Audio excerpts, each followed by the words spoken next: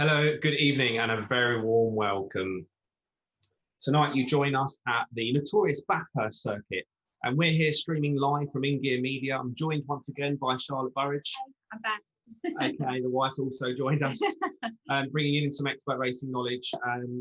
We're looking forward to tonight. This is a really exciting track. The drivers have been out practicing. They actually ran a bit of a practice race last night, and we're just starting qualifying. So welcome once again to this InGear Motorsport stream tonight, and we've got two live races coming up for you. Qualifying is just started. That's 15 minutes.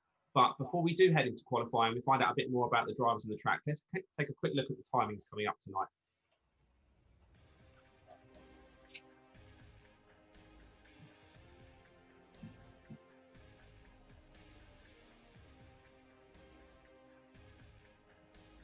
Okay, so as you can see, it's official practice just finished, which has taken us into qualifying one. And Charlotte will run you through what's coming up for the rest of this evening. So race one's going to start at 7:50 p.m. That's a 30-minute race, same format, exactly the same format as what we did last week. Then we're going to go into another official practice. We like to give the drivers an official practice in between both races, just in case they need any setup changes. You probably remember again from last week and previous weeks as well, but the guys are actually starting to work on a bit of a team-up basis. We've actually pulled Mackenzie away this time compared to he was running with Chrissy Palmer last week. But they do compare setups, change tyre pressures, have a little bit of a conflab after the races to see what's happened.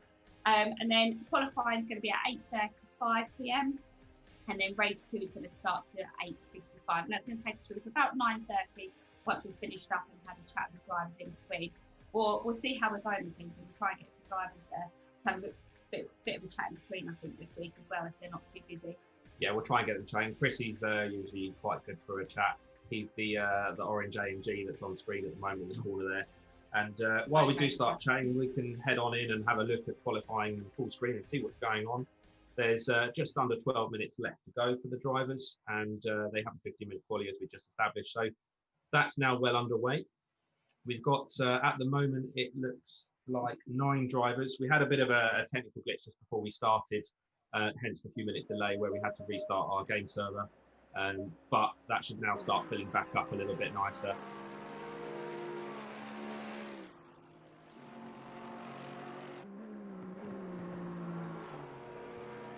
And if you haven't heard or seen of the Bathurst circuit before, it is a notorious circuit, one of the greats, as most racing drivers would probably agree. Partly because it's through the eye of a mountain, passed through an old tourist road that was formed through there many years ago in the early 1900s, late 1800s, and eventually formed its way up to become a racetrack that runs through the mountain. They used to run bike racing here as well, but that's been too dangerous. But they're still allowed to get car racing through.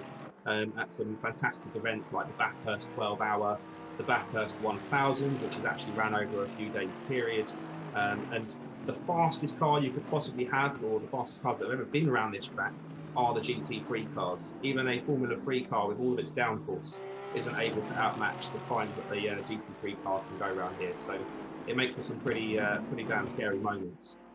So I'm trying to cast my mind back to if I've ever done any street circuits, but I think maybe back in the karting days. What about you, Charlotte? Have you ever done anything on a street circuit before? Part of this is actually a public road during the week normally. No, I'm just trying to think back as well. I guess the closest that I've got to in terms of street circuit is Nürburgring, which we spoke about a couple of weeks ago. I've been fortunate enough that I started really my car racing career there. It's a very unique track, though, this, because it is track and road circuit technically, isn't it? So most of the year this is actually shut off, so pre-testing like you could just go to Spa or Monza, it's limited what we've got here. So it's a really special place. It's almost the Nürburgring of the other side as well, I would say. Yeah, and the Aussies are big motorsport fans. Yeah. So this is the mecca of Australian racing. Yeah, they love the big supercar Aussie V8s, as they're known. But we've got GT3 cars here this weekend, and that is another big part of it. As we're watching Neil Kidd carve his way through part of the mountain section there, turns 11 through to 17, and you drop through Skyline there, just going through. You've actually got the campsites either side of this, corners are named after. So McPhillamy Park is one of them, Tilbury Park is another. And that's where the hardcore fans camp out days before the race leading up to it to get the prime viewing seat. So he's just gone through that section now. I would do that. Tent's not really my life. Especially in the sort of peak they have there. One of the other unique things about this circuit, I mean, maybe you wouldn't think so in Australia because all of Australia's hot, but it is very hot usually at Bathurst. And that comes to the fact that it's got a very high elevation level. It's 862 metres above sea level. So that kind of gives it its own climate. In fact, they call it a subtropical highland climate. But really, in English, that just means it can reach temperatures of over 40 degrees C. Very hot. And I think if the outside temperatures are 40 degrees, then imagine what the in-car temperatures actually get to. I think it's something that's not taken into consideration a lot. I hear so many times when we were both racing, why do you need to be fit to be in a race car? People don't appreciate how hot it is in there and how physical that makes it. Drivers lose kilos on the weekends. I mean, it's a fab diet if you've got a holiday or something like that coming up, but it is something that really has to be taken seriously. And drivers that are actually racing on this circuit at the weekend, they'll be looking at their hydration, you know, a good couple of weeks before that to make sure that they're in the best possible condition to be able to get out on the track. It's a really key part of it, and actually, you know, motorsport drivers, particularly at this sort of level, in Formula One and things like that, even also, they are athletes. You know, they're when they do performance tests, they are like triathlete level fitnesses, and you really need it at places like this. Now, of course, in the game here in Assetto Corsa Competizione, which we play, and the guys are in right now. This is what you're watching is inside the game. It's not obviously quite the same temperature. And we just caught Dean Stallman there having a bit of a moment. That's very unusual to see that as well. I haven't actually seen him in certainly qualify, maybe in pre-practice when there's a bit more free rein to be, you know, having these incidents. But we certainly haven't seen him really put too many, not a foot wrong, certainly in the races that I've been following over the last few weeks. So he's pushing quite hard. Now, do you think that's because he's under a little bit more pressure at the moment? We've got Chrissy Palmer who's in there, who's doing extremely well in the AMG GT. Yeah, Chrissy definitely is putting some laps in that are pretty impressive. I mean, already he's on a 2:02.4. Anything sort of under the 2:02.5 bracket's fast. The fastest times you see is sort of just getting into the 1:01s around this circuit. I should just stop before we go any further to take note of the fact that I'm being razzed in the chat already. Paulina says, Mackenzie, are you scared of this track? I think a little bit. I've always struggled to hook up a good enough lap time around here. I can kind of be towards the front end of it, but I've always lacked that last bit to be sort of top 3, top 5 pace in our races around here. So, yes, Paulina, thanks for calling me out on that. Paulina will be cheering on Danny Price, who's one of the 2 Sheba Garage cars that are out competing tonight. So the Aston Martin Racing Sheba Garage cars, you've got 2 of them, Danny Price and Neil Kidd. At the moment, Neil's in 4th place, just under 2 seconds off Chrissy's time, so it just gives credit and merit to Chrissy's lap time so far. And then you've got Danny, I think I saw somewhere around 4th, 5th on the grid. We see what you see on your screen. So timing board in this game leaves a little bit to be desired sometimes, but yeah, they're both inside the top 10, that's for sure.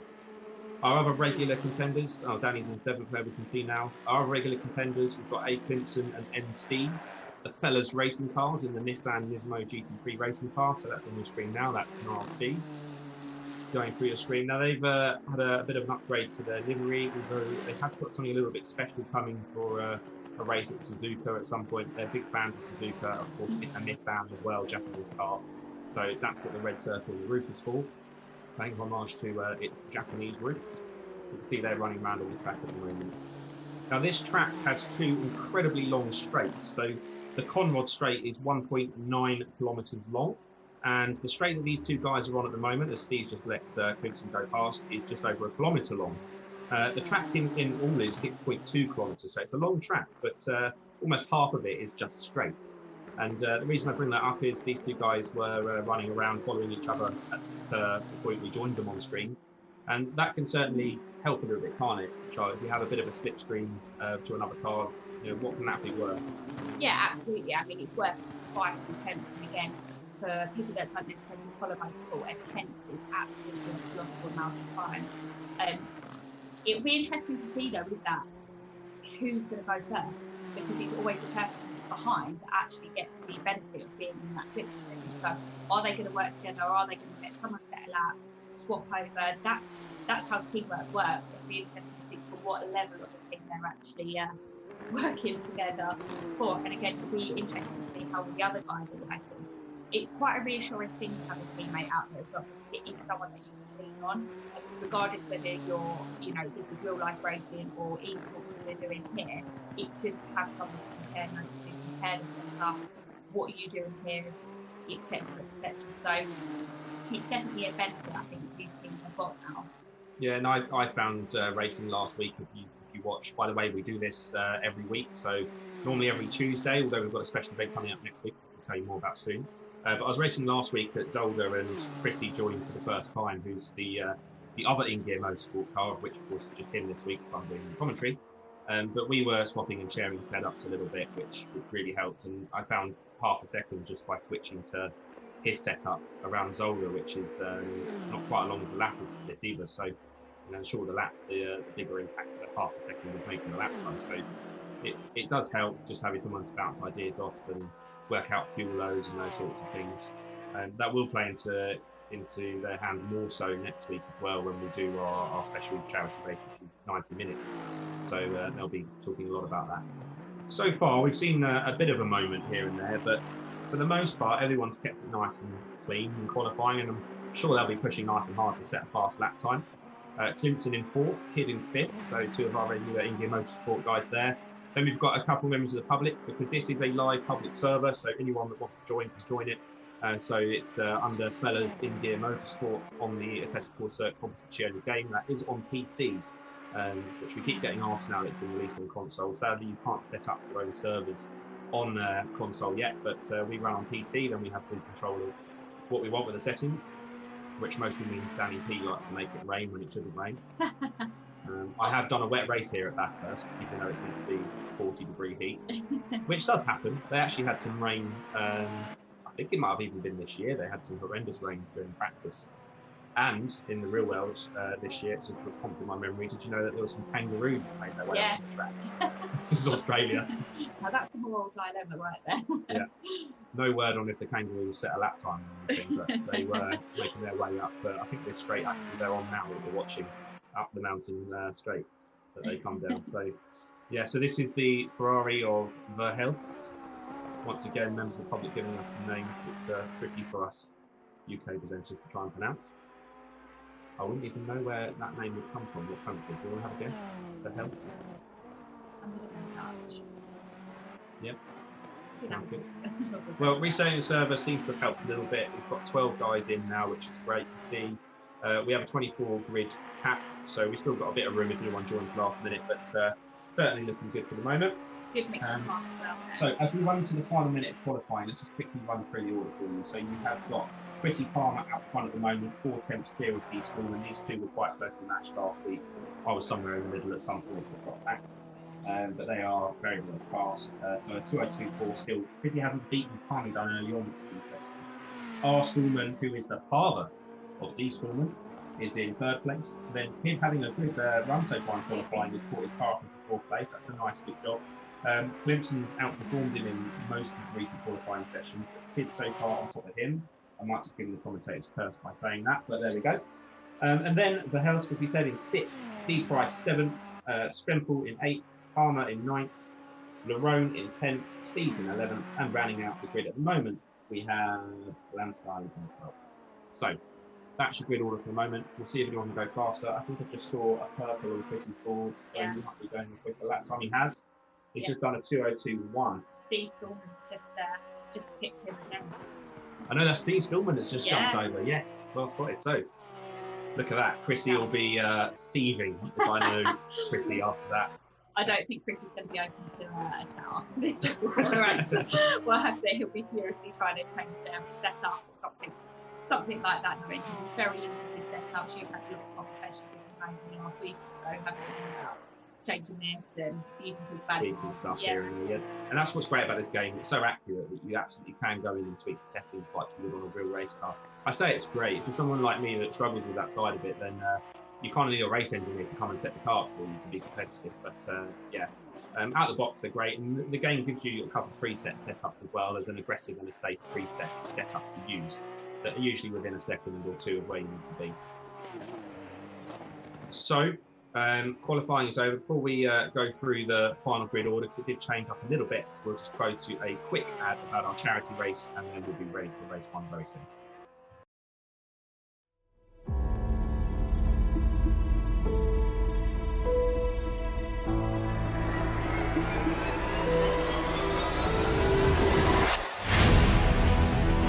There we go, green lights, and we're off once again.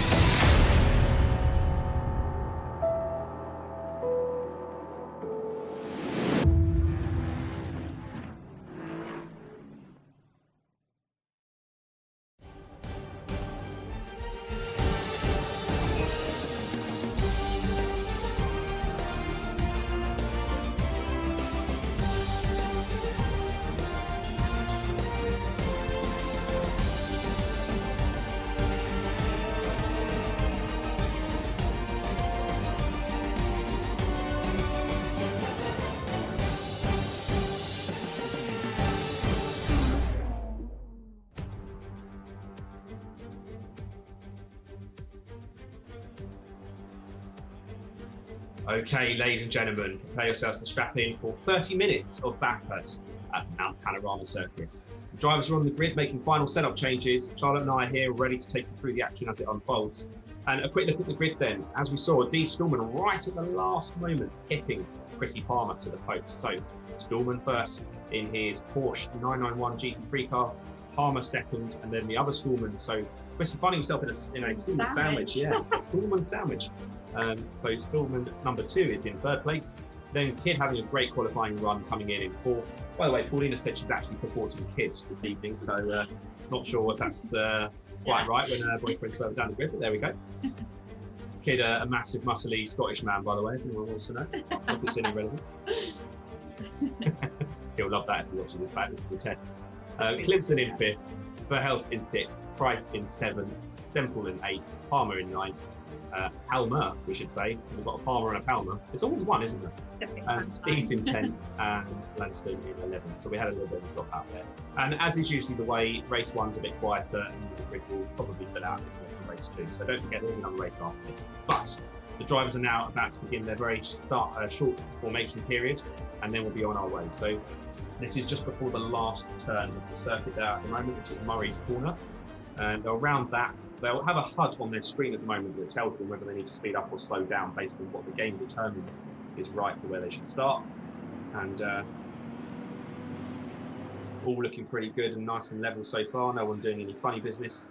Ben's in race control if we need it, but here we go. We're about to start. Lights going out any second. Green light. And lights out, we're racing at Mount Panorama Circuit. The Ferrari looking very, very dicey straight away, but Stallman won on the inside there, looking nice and comfortable. Chrissy all over the battery coming out onto Mountain Straight for a nice view here. He's going to get a good slipstream behind him, and he's probably going to be looking to try and hang on to that bumper as much as he can, because he had a 4/10 deficit in qualifying, so Chrissy will be looking to get stuff right under that. Maybe he'll make a move early on, we shall see. Our Stallman looked like he got away cleanly as well. Most of the pack looking good, very good start for Mount Panorama. However, they've all got to get through the mountain for the first time. This is where it can start to get a little bit interesting. As you can see, it might look like there's not much runoff. That's because there isn't much runoff. It's a very, very interesting, tricky section. One wrong move and you are in the wall. And when there's a load of cars behind you, that can cause a lot of impact on the race. So I've seen it before where 24 cars start and 10 finish. We've got 11 starting. So yeah, I'm literally setting up all the commentators' curses right now. Neil Pickett is very nicely behind the Arsenal. Yeah, so that's the highest point of the track as they go through that sign. That's called Skyline, and they drop down. The last left-hander on the left here is called Dipper. You can see the drop, just how steep it is in that one corner alone. everyone having a nice clean first lap. It's worth to say, very well done at this circuit. Good start so far. So still, Stallman, Palmer, Stallman number 2, R Stallman that is, Kidd hanging on to 4th place. It looks like Clinton in 5th.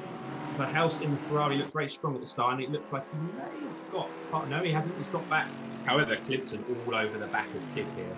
These two are in the same chat server, so they'll be chatting on our Discord. They'll be able to tell each other having a look, which it looks like Clinton's going to do through the fastest point in the circuit, which is known as the chase as you come into, through a very fast. Now, that was actually added in a bit later. Oh, Kidd's gone off on the grass. Can he rejoin safely? He was worried about doing that. Context person, we're watching Clemson. I want to see what happened with Neil Kidd. I think he's had a little bit of a drama there. I hope he managed to keep going because he did have some good pace, and I know he was worried about running off. But that's giving Clemson a space there. Yeah, so Kidd's got back to 8, 2 tenths off of Palmer, not Palmer. Stallman still leads. Chrissy Palmer is 8 tenths off. That'll make it interesting racing. He's got the pace to build himself back up to the front end of the grid. Yeah, that's good. So we should see a nice strong result at the end of the race for Neil Kidd, which is good. Bit of a shame for him there. Paulina will have something to say about that. Let's see what she might have to say. Yeah, he's already going up the BMW there for nothing else. So he's already in his mindset. He's ready to make a win. He's not hanging around. He needs to get back up there. We've had a hi from Conor O'Brien in chat as well. Oh, he makes an appearance. Yeah. Been invited to join a few times, but keeps disappearing. But nice that he's joined the live stream. Hello, Conor. I don't know where your brother is. His brother Dan normally races with us, but not made it tonight, it seems, and I think he missed last week as well. Hopefully we'll see him again soon in the Bentley. Just realised the other Bentley of Heath's not here tonight. Oh, Clinton's just gone off into the gravel there. I'm not sure if that was an impact as well. And as goes a couple of BMWs. Oh, there you go. Bit of a spin there coming down the mountain. But they've got going again. So that was the BMW of Stempel that had a bit of a moment, but it looks like he kind of did a 360 and carried on, which is actually quite lucky, because if you don't, trying to do a frequent turn with those mountain walls either side isn't particularly very easy. I've been there, I've had that problem. Looks like Andy's got going again, so Clinton off and running the 20 car. Nissan, there he is. So a few drivers having a few moments on lap 2. I definitely jinxed it. I literally called that I was going to jinx it. Lap 2 was a bit of a disaster for a few of our regulars. But I think the front 2 managed to keep it out of trouble. Chrissy, I know, has done some 24-hour races in the real world. Obviously, you share that with other drivers, but and he's done some iRacing 24 hours as well. So he's quite used to just staying in lap times without making mistakes. This is where I jinx him as well now. So you can see R. Stallman still sort of in the background of the shot as they come down the mountain straight in towards the hairpin at the end, Forest Elbow, as it's known. But yeah, sorry, Quarry. This is Quarry Bend they're coming into now. It's actually quite an in-cambered hairpin, that, so you can carry a lot of speed through it. And you can see Chrissy using all of the track on the way out. Of course, you don't want to go too far because there is a wall there. They actually look like the gap between Arsenal as well, and usually it's the case that the father son work quite nicely together, don't they? They kind of crack on, they get on with it, they settle in for the first few laps, and then that's it. They really do break away from the fact that Chrissy is putting on some serious pressure here. It'll be interesting to see if Arsenal then sort of falls into the traps of the Hurst in the Ferrari. Yeah, and we had that a little bit last week with Arsenal, and he kind of dropped back a little bit into the mix of some of the next cars. But yeah, the house looking very strong for Ferrari. We saw here quite an aggressive start, very attacking, firm but fair, nothing untoward, and looks like he's carrying that pace forward quite nicely. Chrissy has been sitting at around 8 tenths now for the last couple of laps, so he'll be looking to bring that gap down, but also capitalise on any mistakes. So Kidd is now 1.4 off the back of Steve, so he's got past Strempel in the BMW. Like you said, he was lining him up, he must have made that little stick. And that's good that he's always making his way back through the pack. Quite a close mid-pack, actually, isn't it? Yeah, it's really close. I think we'll probably see more of the exciting racing happening, and that sometimes is the way. If the leaders are setting good times and they break away from one another, it's actually that's where we can sometimes in the middle, a little bit more going. We can see the all good starting to look up the inside of the pit stand there. He said he's lining up his next move. Yeah, he's looking very good here. And that'll be Steve's again. He's another one of our regulars, so he'll be looking for Kid and wait for him, and they'll be talking in the chat. So, yeah, nice little move here coming into turn one. Can he make it stick? Oh, yeah. They didn't give each other any more room than they need to, but he certainly made it work. And I think potentially Steve's here sort of almost a bit like the cork in the bottle waiting to come out, and was holding that little pack up a tiny bit. But look at that. Interesting. It's a straight out drag race now as they drop down the sort of hill towards the tight hairpin from before. So, Kid just bouncing off the wall a little bit there. The cars can take a bit of a knock, but yeah, you do really notice it. That as well. Pretty much yeah, Paulina might want to consider where her loyalties lie now because Danny's overtaken Kid. And it's such a shame after strong qualifying that he's just had that bit of bad luck there. I'm surprised that Steve didn't yield the corner a bit sooner, but you know it's his race as well. They want to hold on to every place they can. All running in the top 10, which is great. I think we still have the full start of the race at the moment, so that's nice to see. We saw a few drivers have an incident, and it's so easy just to bail out of these online races after the crash. But most of the guys that do join our server, they do stick around for the race, which is great. And but, you know, this becomes a bit of an extended test session for those who have a bad race. You can see there, Danny now looking at the BMW with Stremple, which is great. Yeah, lots of action going on at the front. Still looks like it's the same towards the front. I think our Stallman has dropped back a bit more. It's now about a 3-second gap you can see on our screens. The house has dropped back a tiny bit further off of him.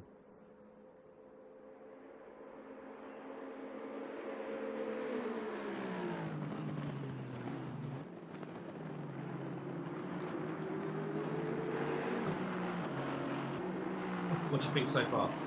It's been a really exciting race so far, hasn't it? And I think it's nice to come back to a circuit that is a little bit more tight towards the end and have as much track width as what we've been used to. We've been at some pretty big circuits over the last weeks, haven't we? Yeah, lots of sort of nice bit of space from them, but this one, yeah, very narrow in places, and you can see that's got a couple of them out already today. So interesting then, Stremple back past Danny. So having a right dice in the middle of the field here, which you know is good in one way for us, but won't be doing their race any favours because it will just let that front pack get away. And you can see actually Stremple is 7 seconds behind for House, which we know is a few seconds behind Stallman. Good to check in on the front and just see if they're still lapping well, maybe even ride on board, because it's quite a fascinating ride through the mountain section of this circuit. Chrissy's still on the hunt. He must have had a bit of mistakes in this. He's 2.4 seconds off of Stallman now. He'll be absolutely red mist coming down, try everything he can for the AMG there.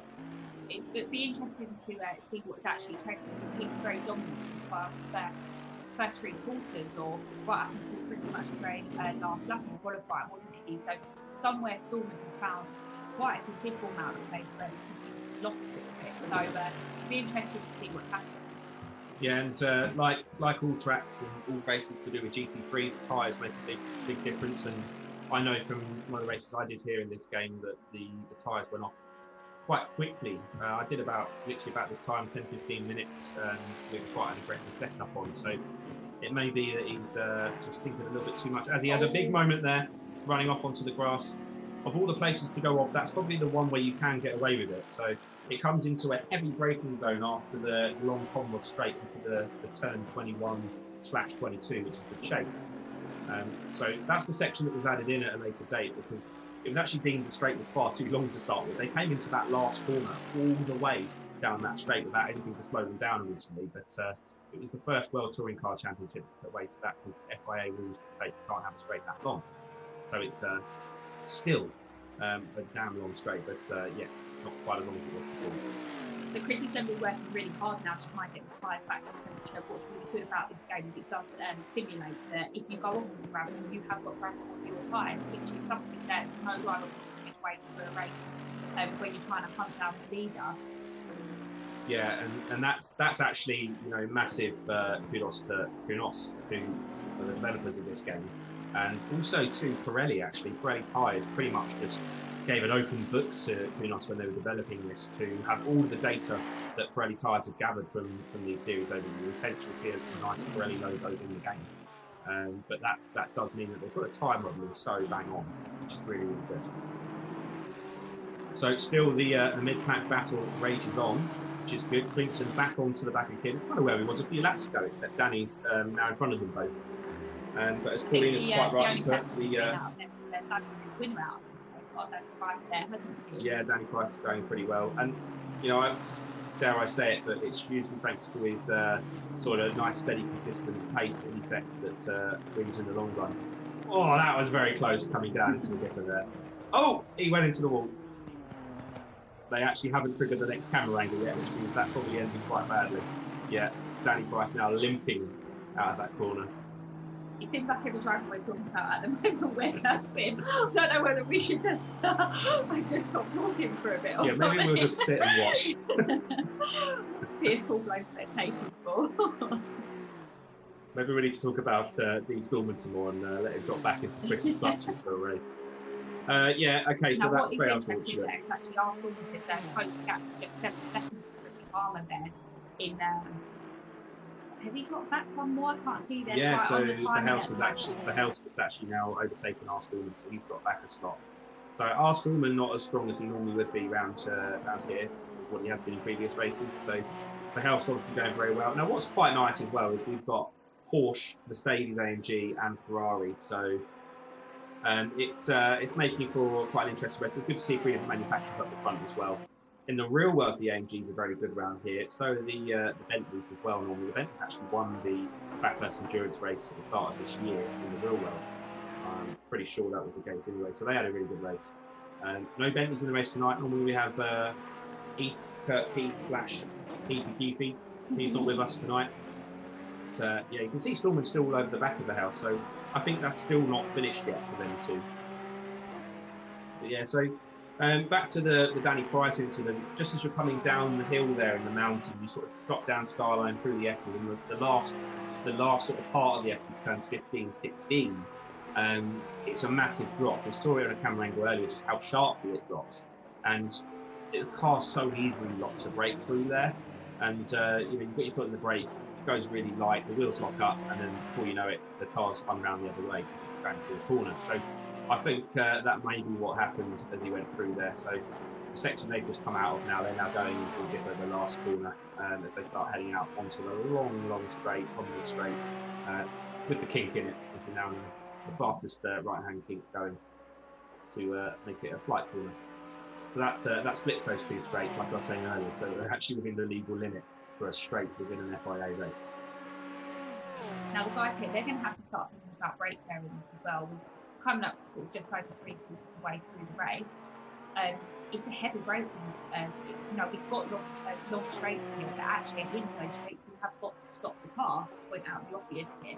So what the guys going to be doing is to manage the brakes and to keep them cool if they are starting to feel that they're pushing the brakes a little bit too hard. Yeah, and you can also, even going back to setup, you can play around with your brake cooling ducts as well. So if you're not careful, then you can close them off too much, and that causes you drama as well. So the brakes play a big part. Heavy braking zones, you can actually see that on the screen in the HUD, so the drivers can see how their brakes are performing. So again, just another useful thing that this game gives you while you're racing. The guys played it, done such a good job. There you go, there's the halfway call. We just saw the rear bumper then of one of the Shiba cars, as in fact that will be one of the Shiba cars about to be lapped, and we're going through the mountain. So still trying to carry on. I can't see through the screen which number car it is at the moment, but yeah, a bit of a nightmare race for those guys, it would seem.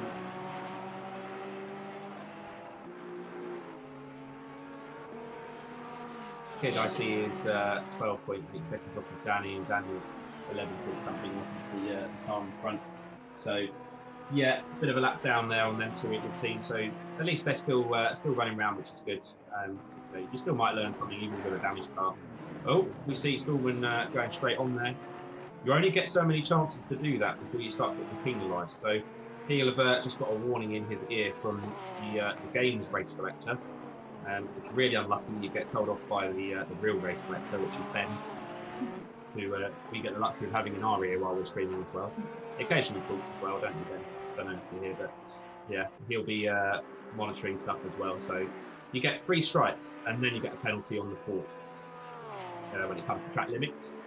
So we just saw Stallman using up one of his. And you'll notice, everyone, that it's starting to get dark. And now that's because we are trying out a 4 times multiplier on time tonight. So essentially time is running 4 times faster than normal. So we started in daylight, it's now heading into the night. So it brings a new challenge to an already challenging track now. But it does always look quite pretty, I think, when the lights come on. From the outside. From the outside, yeah. I think that's a very challenging thing when you go into a race, and I've raced 6-hour races myself, you really do have to, that stint where it goes from daylight to night, your eyes really do have to adjust, and you wouldn't think that's such a difficult thing to think about, but it's absolutely something that you have to really adjust to. All of a sudden, the corners might become a little bit more difficult to see, and the guys here, and it's the same in the real world, the guys here are going to have their little quirks in the circuit where they know that's when their braking and their zone is, and that changes as well, depending on how much fuel they've got on the car. Obviously, they can start braking slightly later in terms of lighter fuel load, but if they're using a lot of wear on the brakes, that's when the adjustments have to start being made. So looking at these little quirks, looking at balls that they might have used as braking reference point before even a turning point, that starts to go. Of course, they've got the lights, but it really does bring a different element into racing full stop. Like you say, just the tiniest little things can make a difference in grips and braking zones. Yeah, will absolutely change. And it's such a hard track to pick the braking points anyway sometimes, you know, with all these elevation changes. You know, the track actually, from its highest point to its lowest point, is 174 metres difference in elevation. So somewhere around the pit area is the lowest, and then that skyline corner just at the top of the mountain is the highest. And that just also plays into it. If you brake on the wrong part of a hill, the car's light, the brakes will snatch, and you're facing in the wrong way very, very quickly. Right, we're riding on board with Chrissy Palmer now, which is good to see.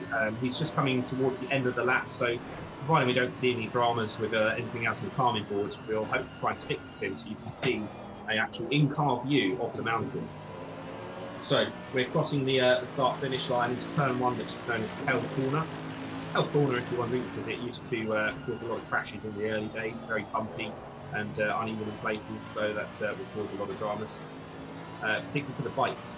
And then we make our way down the 1.1 kilometre long mountain straight, and we head into that planked inwards hairpin. So he'll be looking to maximise his gear changes at the moment. You can see in the HUD, he's got, just like you would in a real car, a gauge telling you when he needs to shift up. He'll be using all the exit on here, make sure he doesn't hit the wall over the curve. You can use that bit of extra track. As long as you're not going 2 wheels over the white lines, then you're okay in terms of those track limits we talked about before. Again, you can see we're starting to climb up the mountain now through this very fast flowing section, again with no runoff. So you've got to use that little bit of space you've got. You can just see he's hoping the front will bite there and not hit the wall. It's scary to watch, let alone be the one trying to actually control the car through. He's looking like he's having to work quite hard through there as well. Again, grass straight over that curve there. This is Skyline, we've got down through the Essex, the famous part of Bathurst. And the bit where we saw a few drivers getting it all wrong. Here's the dipper look. Car goes very light through the left, and then we come into the last corner in just a second, which will take us back out onto that long straight, the Conroy Straight as it's known. Conroy Straight because back in the early days of racing here, a number of cars blew the engines up because of the extreme high RPMs that they're reaching. So where we have this kink in the corner now, you didn't have that before. So he's about to go for a fast, flat-out right. So really, it's not a corner, but it is a corner as far as the FIA is concerned. That allows us to go racing here with GT3 cars. Close to the regulations. Yeah. Not going straight on that time like he did earlier, which is good. Under the Liquid Molly Circuit banner and the hotel on the right into the last corner, which is Murray's Corner, number 23 on this 23 corner lap. And we're about to cross the line in a 2 minutes something, 3.4. Remember, they're doing low 202s in qualifying, and they're lapping 203s at the moment. So just where the track's pulled off, tyres will be wearing out a little bit. They just drop off that pace a little bit. Chrissy 5.4 seconds back from D Stallman at the moment. As we saw, he's holding 8 tenths for quite a while, but he's not really been able to recover from whatever that mistake was that we missed on the camera, but cost him about a couple of seconds, and he's just got back ever since. So that really shows what the toe can do forward. Quite interesting to see the gap between Chrissy Palmer and Kelsey between the Mercedes and the Ferrari then has actually increased quite a bit. So Kelsey and the Ferrari is now 13 seconds a lap behind. It's not to say that that can't be gained in 8 minutes left, but that's quite a substantial gap that's been created really between the two cars. I can't believe how quickly it's actually got dark. Yeah, it's just all kind of come at once. Now, there's another problem. Unless they pitted, the Shiba cars we saw both had a bit of a fight with the wall, and we know who won out of that battle. It was the wall. But that can do bad things for your headlights. So they look like they're on whichever one it's in the back of that pack. It's Danny Price that we just saw on our screens briefly. And then I think Kid's in there as well, because they're in the process of being lapped because of their damage. But the point I'm getting at is the lights can actually get damaged in this game as well. So I think actually the rear lights in one of those Shiba cars wasn't on. So that's not particularly helpful. And I actually had it before where it simulated a loose connection and the headlight would flash under braking, because of course the car's under a lot of load and shaking. So the headlight would actually flash on one side. So you're getting darkness and then light and darkness and light on and off again. So again, not very helpful, but definitely good for the realism. And of course these sort of things can happen. But when we say that this game goes into great detail, it really, really does. So it's been quite a one-sided affair at the moment. Then D. Stallman absolutely back to form as a car goes wide in the background there, sliding across the grass. I think that was Neil again. Neil, I think perhaps thought he was joining Dirt Rally tonight. Bit of a fan of Dirt Rally is Neil, but I think he's in Dirt Rally mode and not GT3 car mode, sadly. But top respect to him that he's carried on this race, because it's so easy to just quit when you have a bad start like that. I was going to say he's still running 10th, but I think there's 10 cars in the race. But he's still going, he's still running. Yeah. Danny's still in 8th. So the Shiba guy's having a bit of a disaster after what looked like quite a promising race. Andy, we've not mentioned too much. Clinton on your screen right now, coming back towards the camera. He's had a pretty solid race. He's in 5th, so he's kind of the best of the rest at the moment in terms of that sort of front pack that originally broke away. And he's kind of ended up running his own race in the last sort of 10 minutes or so, where the dramas of the others, kind of just meant that they disappeared a little bit, and he's running his own little race there. But running your own race as well, that can be as difficult as being in the pack and having fights with people, because you've got to keep going, you've got to keep pushing, and actually sometimes having someone in front or behind you is enough of a psychological advantage to keep pushing those fast lap times in, especially when it's in the dark. It's quite a lonely place to be on, especially a circuit of this size, kind of just batting around on your own as such. It's a tough place to be. So he's doing well. His lap times are looking quite consistent then. You can see sparks are flying now. So again, that shows how realistic everything is. So he's starting to really hit over those curves. Yeah, and again, just beyond those curves is a wall. So the wall doesn't move backwards when it's dark. You've got to really, really think about it. And at this point, he'll be wanting just to get that car home nicely. Although I've just noticed our Stallman's had a moment because Cliff's now 1.5 seconds off him. And he will absolutely see that. Just as he's coming onto the straight, he will see a second and a half ahead of him, our Stallman. So he will see the rear lights of that Porsche that we're looking at the moment. So that will very much be a target that Cliff's will be aiming for now as we get to the closing stage. Final 5 minutes at the Mount Panorama circuit. Now, if you're watching, don't forget, once this race is over, we have another race after a very short break. So drivers will be doing it all again, another 30-minute race, a chance to redeem themselves from some and continue the success for others. We usually find some more public to join as well, because it is a public server that others can join. So we should have a bigger grid for the next one, hopefully, but plenty of action, even with the 11 that we had, which is great to see.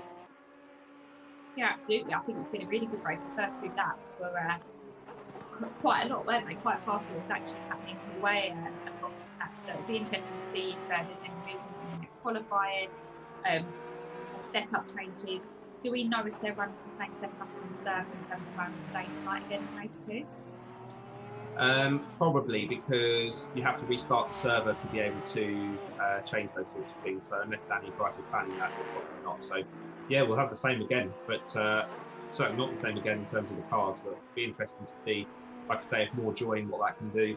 There's not been a Honda join, but in the game, the Honda NSX is particularly fast around here. We did a race around here a few months ago. Yeah, I think there was a contest qualifier, wasn't there? didn't quite make it into the race. Yeah, they dropped out for some reason, but yeah, when they do, they're very fast. So our Stallman looks like he's just bridging that gap back out again. The house is still sort of eyeing up Palmer, but from a distance, he'll just see him as literally other ends of the straight after that 5.9 second gap they've got. And Chrissy, sorry, 14 second gap, it's Chrissy that's 5.9 off of D Stallman. So Chrissy's kind of stabilised that a little bit, but it's too little too late at the moment. As we were saying, they were doing sort of 203s, and in qualifying it was low 202s. Stallman did a 202.1, Chrissy 202.4. So they're definitely lowered the pace. Of course, that'll just be where it's now in game at 9 o'clock at night. So it'll be cooling off quite a bit. You say it's an interesting climbing up here. It's high up, so it will cool off quite a bit at the moment. The lap record around this circuit, as I say, was actually created by a GT3 car. So they are the fastest teams that lap around the Bathurst track. And it was a McLaren actually that set that fastest time, the 650S GT3 in 2016. So that was by Shane Van Nick's version. And it was a 2:01.5. So another interesting thing is look at the lap record time for a GT3 car versus what they're doing in the game. It's actually not that different. Yeah. And I'm pretty sure in the pro race leagues they are doing those sorts of times. Not to say these guys are slow, because they are some pretty serious lap times to be doing in game. Yeah, I mean, absolutely. I think we can say we've Mr. Palmer both running personally quite well with his extensive race experience he's had. That's absolutely going to help when it comes to what he's doing in terms of stepping up in the car. You can see when you talk to him that he's got such a good technical background in what he's doing. And he's raced GT cars and single seaters, so very much aerodynamic based on the time. But he's had a real big mix. With what he's done. We don't actually know what the Stallmans have done in terms of racing background, whether it's they've raced in the circuit or they've just spent a hell of a lot of the time in the game. But I think either way, you know, it's an absolute great credit to them that they are doing the lap times that these pro drivers are doing. Yeah, and we've seen that quite a bit actually in the other sort of racing series that you can find on like the SRO GT Series. That the sim racing drivers can set blistering fast lap times. You know, usually the same or faster than the real world pro drivers in the game, but it's the racecraft that then mixes it up a little bit when they all have to kind of get around the same bit of track. So, as we say that, D Stallman enters the last lap of the race, so lap 14. So just 14 laps, and it'll be 15 laps when it's done, making up the 30-minute race.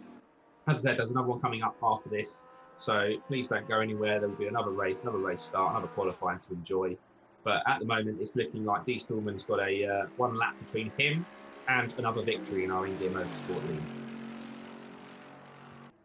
Chrissy dropped about a second from the previous lap there, so yeah, he did try and stabilise the gap, but it looks like it's dropping back out again. Interestingly, yo-yoing, and again, you know, I think that those gaps are yo-yoing because it is such a hard track to not make a mistake. You know, you so easily drop back and lose a bit of time. You know, for all we know, it was D Stallman that lost a bit of time and let Chrissy get closer. So here he is then, coming through the mountain section for the final time. Looking safe so far through the fast left. He'll be dropping down the hill through Skyline any moment now. Yeah, I must say that looking from here, the car does look in great shape, doesn't it? He's not oversteering through any corner. He just looks absolutely planted everywhere. He looks as committed on this lap as what he did on the first, second, and third lap. So, you know, he's not really playing it that safe, is he? He knows that he's just trying to set the lap times. He knows that he's got that, hopefully, that win in the bag for him. But like we say, anything can happen. This is a long lap. Yeah, I mean, even down to the fact that you could be really unlucky and get a puncture. You know, that can happen as well. It almost looks like there's tiny specks of rain coming across the screen. Like I said, Danny Price loves to just throw a bit of cheeky rain into the mix, so it could be the case. But in a car like this, with the types of tyre temperature they generate, a bit of light rain, especially late in the race, won't really affect them too much. Not like a go-kart where even a drop of rain is like ice. Guys will be quite thankful that the rain's coming in the last race. He's flashed his lights there in victory. Another win for D Stallman. Yeah, well done once again to D Stallman. Dom Stallman, he's had a fantastic race there, got in the lead, drove away. Chrissy will be coming across the line to take second place Verhelst having a good run. He dispatched of our Stallman. So only one Stallman on the podium, but 3 different manufacturers, which is great to see. So well done to him. And he's a newcomer to our stream. So good to see new people joining. Our Stallman crossing the line, and Kidd, albeit a lap down, will also now be finished in the race. But actually, Danny Price, Steves, Clinton are all coming across the line 5th, 6th, and 7th. So the Fellas guys having a good race then, the 2 Nissans, 5th and 6th in the end, after it all played out.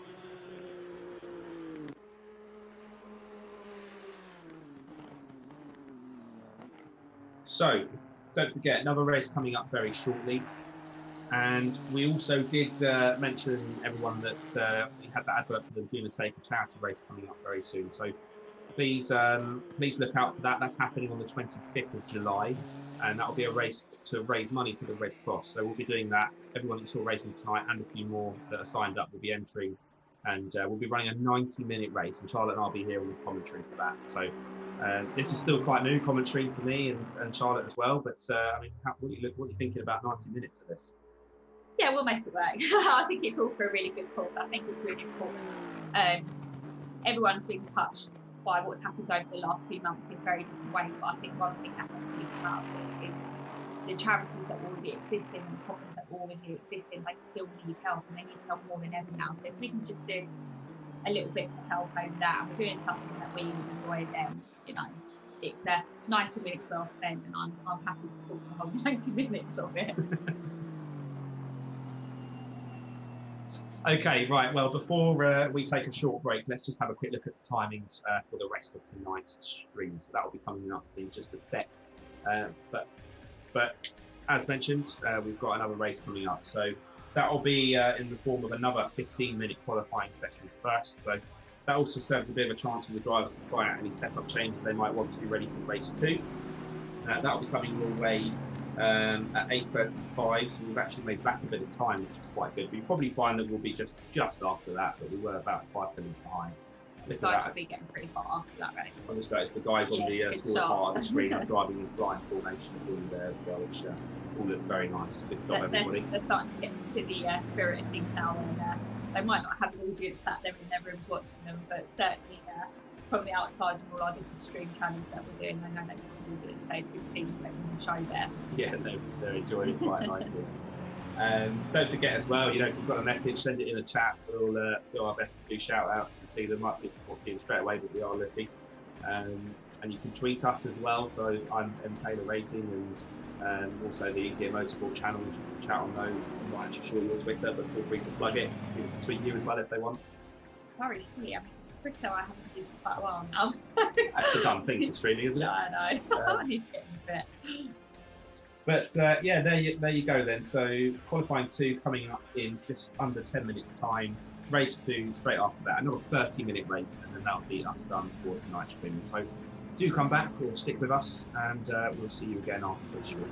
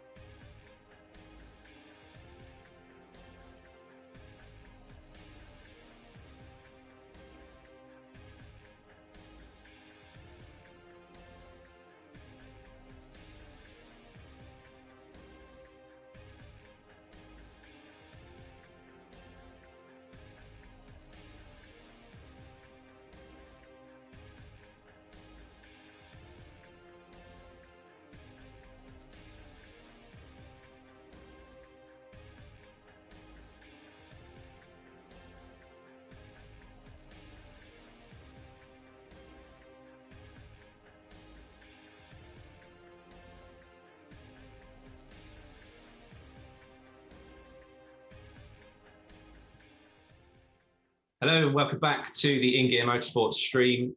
Once again, we are here at Bathurst, ready for race 2 now. And let me just sort my headphones out so I'm not hearing myself talk twice. Again, looking like I'm having a stroke or something. Right, that's all good.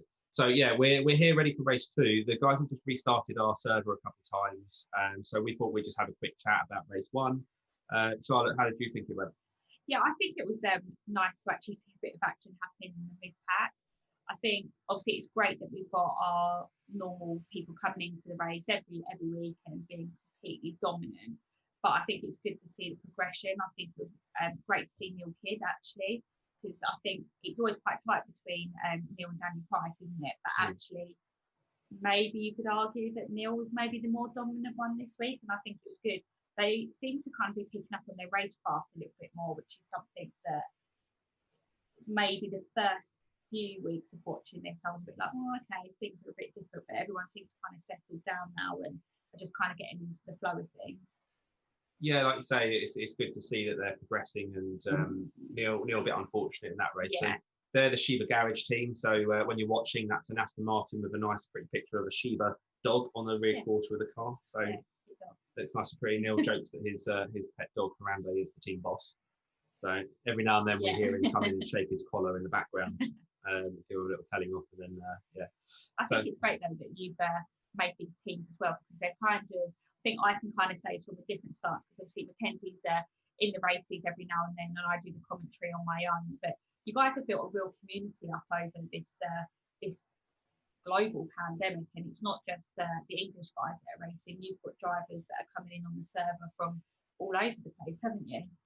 Yeah, I mean, we've had people from that are Dutch joining. We've got the Schoolmans who are German, and it's a public service, so sometimes you get a real mix beyond that. I mean, we had Sebi for a while, who's in Romania. He's actually like a member on the Discord and chats to us, which, by the way, it's on the bottom of your screens at the moment, but our Discord is free to join. So that's our little community hub as such, where we plan the races. We vote on the tracks we want to do next, so everyone kind of has a bit of a say. We do some polls, and so yeah, like I say, it's quite nice that we have this community growing. It's something that we really intend to keep pushing forward with, even as lockdown begins to lift and real racing is happening again. I think sim racing is still here to stay. There's certainly a place for it. So, and we're having fun, enjoying what we're doing. The guys enjoy playing the game. Danny Price, again, one of the Shiba cars, he's actually just got himself a brand new setup. So he managed to get sign off for that. I think we should just, sorry to butt in there, Mackenzie, but I think we should just touch on the fact that F1 was back. It's been back now for 2 weeks. So it's great to see real life racing back on the circuits. It's great to see them racing at circuits that they wouldn't normally be racing at, especially some of the Italian tracks that they've announced and things. But I don't know if you found it quite interesting. Obviously, they've had the official eSport F1 happening, but actually in the real F1, it got completely brushed over the fact that how well George Russell did over those races. He was really dominant. Yeah, that's a really good point. I remember actually messaging a couple of people, some of the guys in here in our race about it, because George Russell, for anyone that doesn't follow Formula One, he races for Williams, which has not been the best car to say the least in the last few seasons. They've ran around pretty much at the back. But he got a seat in Williams, and he's been doing pretty solid performances against his teammate throughout. But of course, he's at the back of the grid because he's in a slower car. They then put them in these esports races, and George has literally done the complete opposite, and he's beat the best of the best. Yeah. So I think it really, if nothing else, it highlights just how important being in the right car and the right equipment is in Formula One. I think sometimes people, I know fans in sport will, most of the hardcore fans know, but certainly the ones that drop in and out don't realise quite how much when we say, Mercedes is the best car, it really does make a difference. It is absolutely, and I think if we kind of sort of put it back so it's relative towards what we're doing now on the esports side of things, GT racing is obviously crazy expensive. There's hundreds of thousands of pounds worth of budget go into it year on year, but it's nowhere near what Formula One is in terms of budget. But it's millions and millions of pounds, and the differences between the cars, it almost comes down to, this is the car, this is down to how good your setup is. And a lot of the time GT races, it is a 2-person team or a 2-person car, depending on whether you're doing sprint races or endurance races as well. So it comes down to how well you're working together as a team. It's not just, not saying completely, we know it all comes down to money and budgets, and the more money you throw at it, the tend to be the better you do. But it is down to how good is your setup as well. The GT3 cars, the Ferrari, the AMG, they're all kind of, they're there or thereabouts, aren't they? They're not as much as what Formula One is at, very much the front of the grid with Mercedes and the back of the grid with the Williams, or, you know, the other teams that are sort of circulating around the back, I think is probably the best way to describe it. Yeah, and motorsport is a team sport at the end of the day. So, you know, there is a team aspect to it, as much as one driver in the car at a time. We've just getting word that the server's still having issues filling up. So we've got our sort of 6 or 7 sort of regular drivers that are on tonight. There's a couple missing. But usually then there's a good 10 to 12 public drivers that join as well. So we'll be heading on into qualifying in a minute anyway. And, you know, we had a pretty close race even with the drivers that we just had. So it'll be good to see the same guys run a race, even if it just turns out to be them. D. Stallman, he's looking a bit untouchable tonight, isn't he? But I mean, what are your thoughts for race 2? Yeah, I mean, it's a shame. I think we should probably just touch on Chrissy has actually had to drop out of the second race. He's got an eye injury. Is that the best way to describe it? But yeah, something's happened. The VR's not kind of playing ball as such. So he might come in. He might come in during qualifying. I really, really hope he does, because I think that actually will make sense as to what happened during the race. I think we can say this. Chrissy's a very, very dominant driver. Dom and his qualifying times, they were literally 3-4 attempts off of one another. And Dom put it in at the last lap, which, you know, that happens. But I think we could see throughout the race that Chrissy was making mistakes that he wouldn't necessarily normally make, and his pace was starting to drop off. Whereas I think we know that Chrissy is a really aggressive driver, and he goes right down to the final meter of the circuit. He'll be fighting. So fingers crossed he'll come back. But if not, I know he'll definitely be joining us next week, which is really good. I just want to kind of throw this to you, because I don't think we've ever had on this channel a chance to kind of maybe ask you or interview you properly. Talk to us about what InGear is and InGear Motorsport, and how this all started, because I know I'm sat here as your wife and been kind of dragged in to help you along with this. But I think it's good to kind of explain about what's going on with the race next week and why you want to do it, and yeah, let's push it. Yeah, cool. So I mean, in short, InGear Media is a marketing agency, and we do video production. We work quite a lot in the automotive industry. So my background in cars and Charlotte's and a couple of the guys that work with me, you know, we've worked around cars quite a bit. So it kind of makes sense for us to do something car related. So off the back of that, InGear Motorsport was born. And at the moment, it's mostly just the streaming and this side of it, you know, what we're doing now that we see. But, you know, I've done stuff out on real tracks not too long ago, into like drifting days and stuff like that. So InGear Motorsport at the moment is all about kind of content and engagement around motorsport stuff. But then we've got kind of bigger plans for the future with that involving marketing. I'm just going to steal your phone here. Sorry to phone, because I can see a regular driver's just messaged you. So you carry on chatting, and I'm gonna sort of maybe Dan's going to come join. So yeah, really that's led us to InGear Motorsport, and then off these streams we kind of did this throughout the coronavirus sort of lockdown period was when it really started. So we kind of thought we'd like to do something to give back a little bit, and I really wanted to do something to give back a little bit. So we actually decided to do a charity race, which is happening next week, next Saturday, the 25th of July, and it's all to raise money for the Red Cross. And although it's the British Red Cross, the Red Cross is a global charity. So we have drivers that race all over the world in our group. So we decided that we'd actually do a charity race for a cause that supports globally as well. So yeah, that's next week. And there is a donation link in the comments on the various channels where people may be watching. We are streaming currently on 2 different Twitch channels, 2 different YouTube channels, and Facebook as well.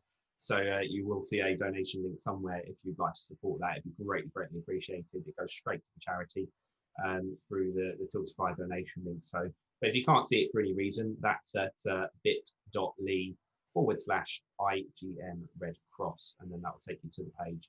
So bit.ly, Lee is spelled LY/IGM Red Cross. And that's the donation link to get involved with that. Like I say, there's a 90-minute race next week. So we normally only ever do 30 minutes, but the guys are strapping in for 90 minutes. And at Laguna Seca, which is, almost as hard, if not harder at times than this track that we're at tonight, Bathurst. So yeah, that's going to be great to do, great to see, and all for a great cause as well. So really looking forward to it. And I think as it stands at the moment, I'll be in the commentary box with you. May well change, but yeah, I think that's the preliminary plan. Yeah, I'm just currently sending some reviews to Dan O'Brien, who's one of the regular drivers for him to get on the race at the moment. So fingers crossed he'll jump on. Okay, so I think the server is starting to gain a couple people in it. So I think the guys will be heading into qualifying in a minute or two's time. We are running a bit further behind our schedule than normal. Normally we're into race 2 almost by now, but that's all good. At least they seem to be getting a couple in. I can see somebody else join, so we'll head over to pre-practice in just a moment. But yeah, okay. Well, race 2 then. What would we like to see? What do we think might happen? Again, let us know in the comments as well if you're watching. If you're cheering anyone on, Paulina was cheering on not her boyfriend but Neil in the first race. So yeah, I mean, it's going to be interesting to see what the Stormers do as well, because usually I think we can kind of like fairly say that Dom is usually a little bit more dominant than his dad Roland, but who knows around here? I think there was so much that happened and people were making mistakes around here, and I think maybe more mistakes than what we usually see. And actually, if we go back to qualifying, the first race, we actually saw Dom make a mistake that he doesn't normally do. So we'll see. It'll be interesting to see if anyone has changed the setup. The fact that we're going to go and run the same going into the night as well. I think the guys are doing the same, even though they've reset the server. So I think as well, like touching base on what setup the guys are using. Some are using VR, some aren't. I think that's important for us to have a chat about as well at some point during qualifying or the race if we get round to it. Yeah, and I'm sure we will. And the drivers, I've just been notified, have just finished their free practice. So we're going to go ahead and dive into qualifying with the smaller grid that we have due to the server issues tonight, but it'll still make some good racing. But if you're just joining us, tonight we're at the Mount Panorama circuit in Australia. So just located by the small town of Bathurst. So really, really cool street circuit. It is a public road normally when racing is not happening. And it's about 200 kilometres near Sydney. So not a million miles from the coast in Australia. Fantastic track, one of the favourites for a lot of drivers out there in the world. One of those tracks that you really kind of hope to get to race as a driver. So it was one of the few races, or one of the bigger races, that actually managed to go ahead this year before lockdown happened as well. So the Bathurst race happened, I think, in February. Yeah. And as we were laughing earlier, they had torrential rain at times. The kangaroos made their way onto the track as well. So yeah, I think if I recall I'm not sure if it was qualifying or something happened where it was actually the rain was so major that it was stopped, like sessions were stopped because of it, which obviously isn't a usual occurrence at a circuit like this. And like you were saying earlier, usually it's running around 40 degrees. Yeah, I mean, it's over 800 metres above sea level, so it really does have its own climate. And yeah, quite right, it's normally very hot. So 40, 41, 42 plus very easily. So yeah, I do remember I saw a picture of somebody put on Facebook. They've made like a little paper boat. It was one of the mechanics for one of the teams, and putting a little sailing boat up the pit lane. There was that much water. So probably only about any good for the Bentley, the Boatley as we call it affectionately, with Heath, who's not with us tonight, and Dan, who was watching. He may have disappeared already by now, but yeah, Dan's will be racing with the Bentley as well, Dan O'Brien. But we have the other Danny here tonight, Danny Price and Neil Kidd, the Sheba Garage boys. Strong pace in race 1 for them, but not quite enough to see it through in terms of consistency after they both ran into some issues. But I think they're heading over to quali right now, so hopefully we'll switch to that very soon, and then we can start seeing what's going on. But I know the drivers will be making some setup changes and having a bit of a play around. Yeah, I've got where we're just about to switch over. So qualifying has started, so we're a few minutes into qualifying.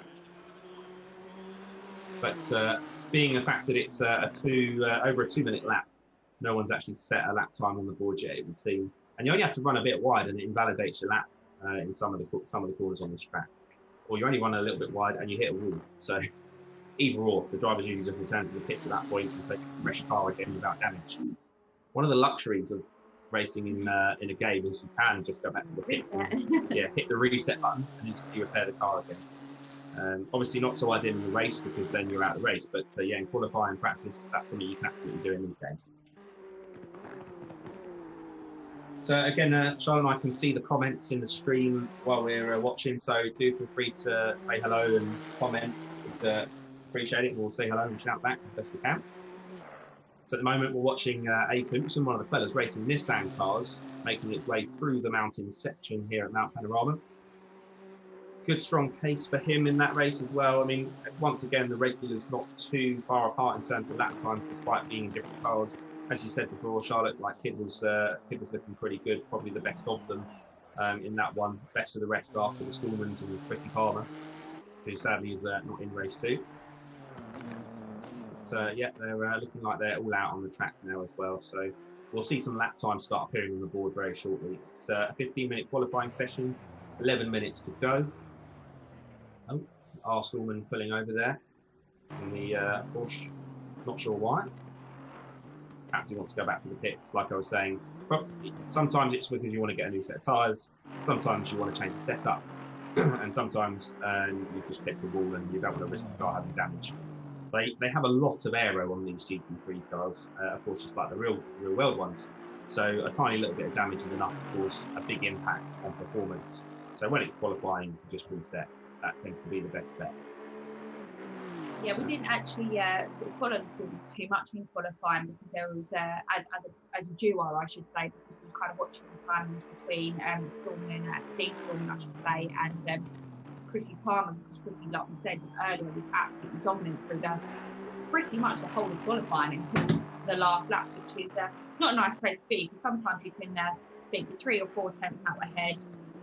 You sometimes can be sort of lured into a full set security and think, right, I'll come back into the pits, I've done enough, I can't push anymore, the tyres are where they are, and then there's nothing worse than someone going and setting a lap that's faster than you literally on the last lap, because unfortunately there's absolutely nothing that you can do about it. And whereas, like you say, in this game you do have the luxury of going back with a new fresh set of tyres on, where really in reality when you're qualifying you've got maybe 2 laps maximum on a set of tyres, so out that a couple of full-blown send it kind of laps and that's it. So you do have to really time what you're doing in qualifying quite particular, and that's where all the engineers and people will be following the track temperatures and the time weather. There's so much happening back in the pit lane. It really isn't just a vision of let's get you out and let's see how fast you can go when you get to this level of motorsport.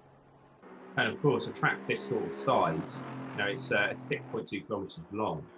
One part of the track could be completely different weather-wise to another. So, some of those team members will be spotters around the track and to report back if there's rain happening at certain areas.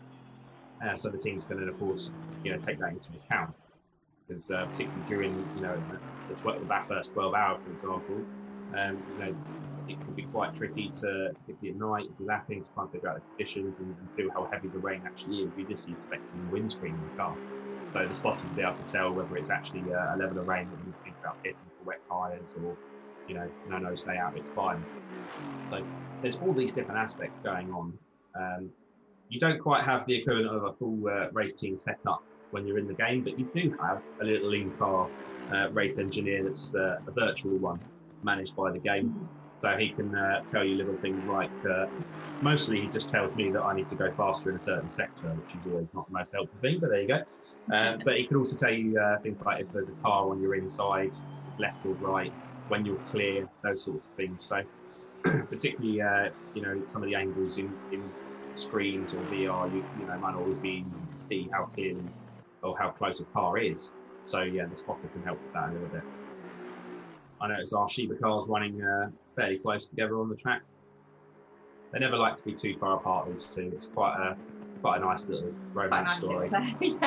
Romance going on there. Yeah. I think it's quite interesting though, and we were talking about this earlier.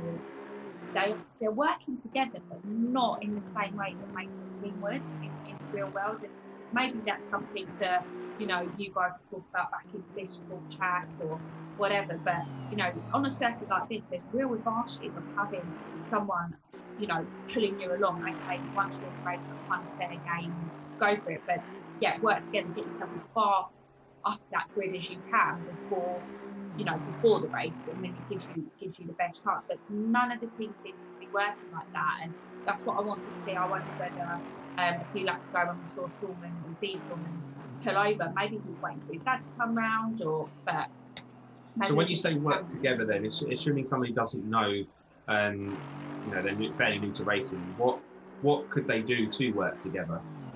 I think, well, absolutely. They would go out of the pits literally together, all just bouncing off the ball again. Bouncing off the ball again. Hopefully, this isn't going to be the commentator's curse of what we did in race 1 to him and pretty much everybody. So yeah, well, we'll see. But yeah, getting back to the working together as a team, use each other, use the slipstream. That person behind has obviously got the clear benefit of having that. You know, that toe as such on the straights, especially when there's 2 straights as long as what they are at Bathurst.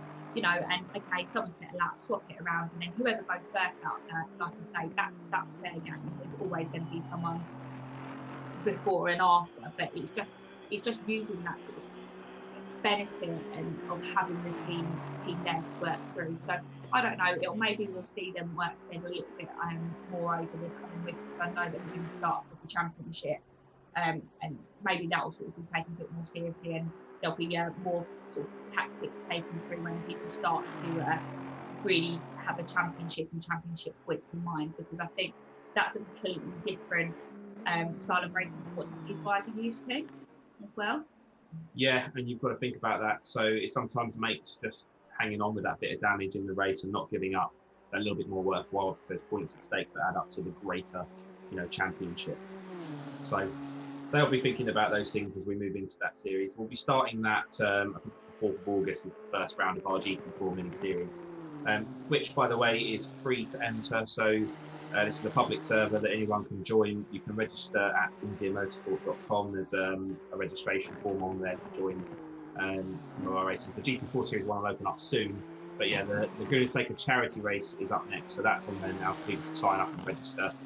Also links you through to our Discord, where you can get involved in the chat and community. And like I say, that's where we make our plans and we all vote on the tracks we want to race. So the GT4 mini series that we're doing, the vote actually just closed on that today. So we've got Brands Hatch, Monza, Suzuka, and Silverstone, which got voted out of all the tracks as the top 4. That's interesting.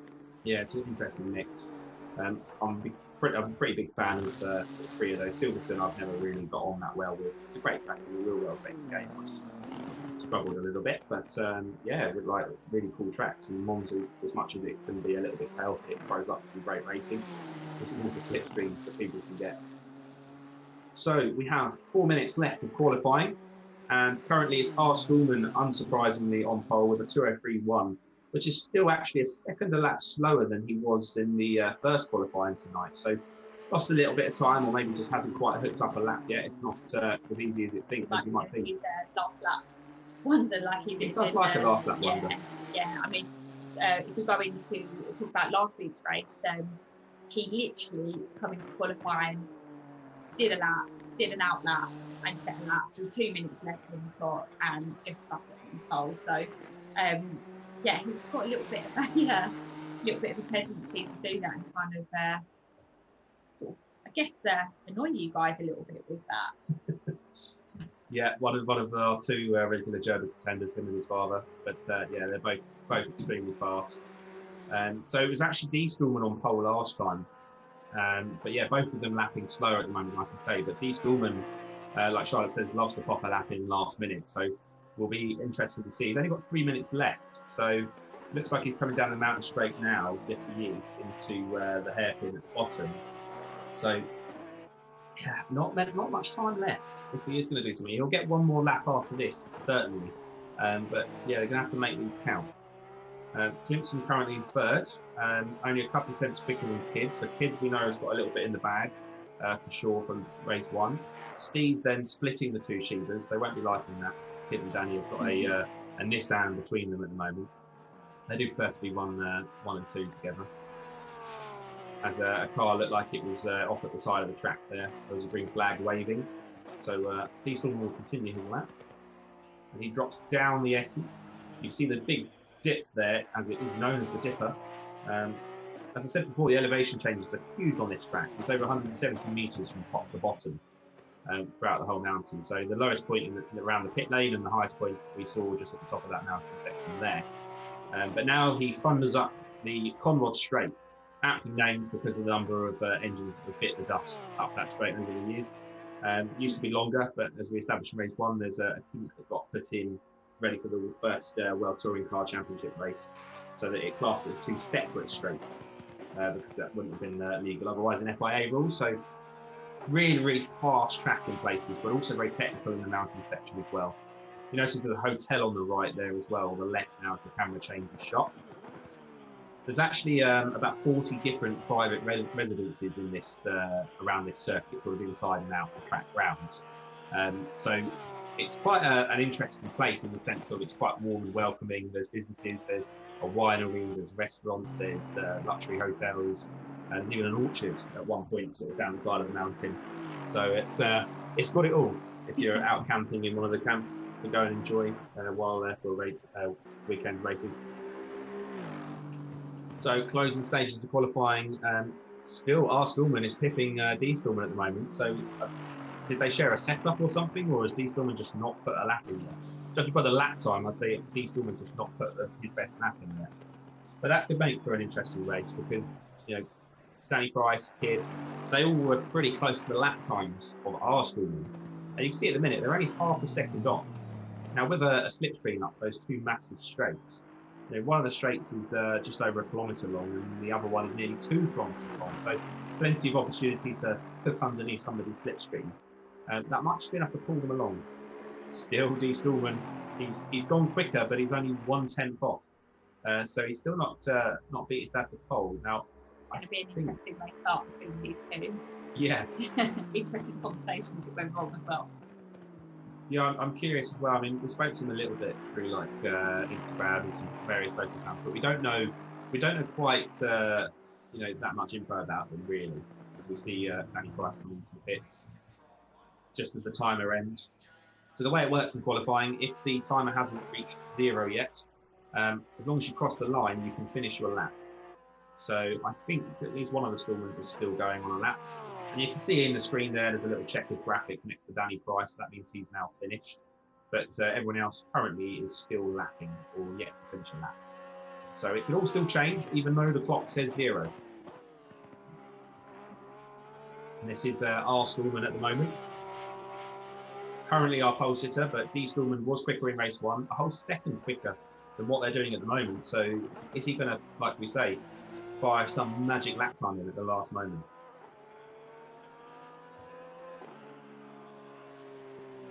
So we'll be back with the full result of qualifying in just a moment, but here is a short ad about our free-to-join Discord.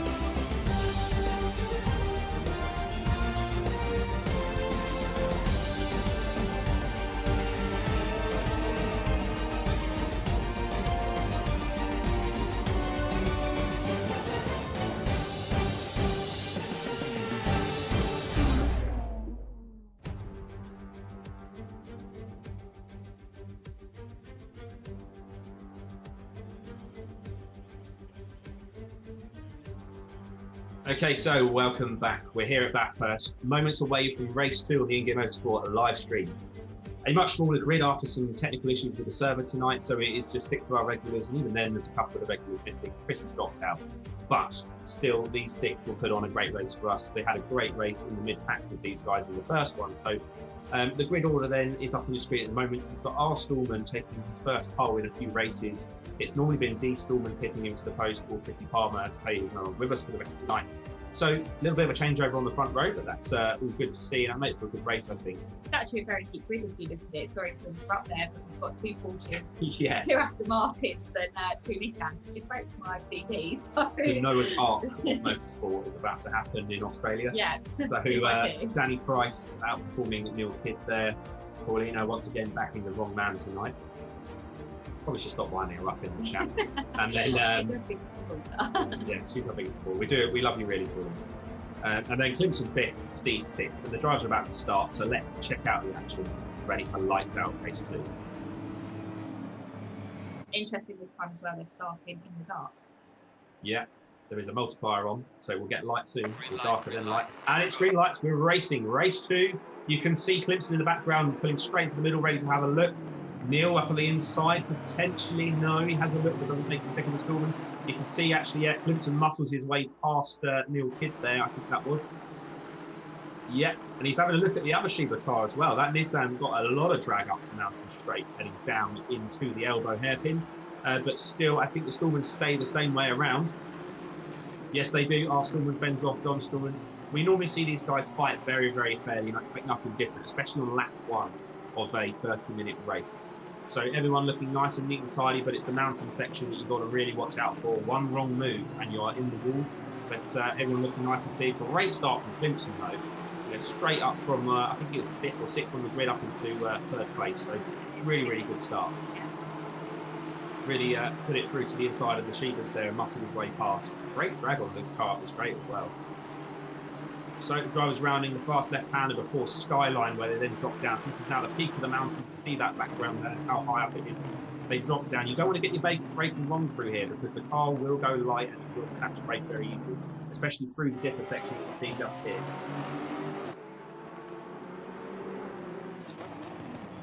Still, Clemson going in very late there. That looked very, very close. Yeah, but he managed to not go into the back of D. Stallman.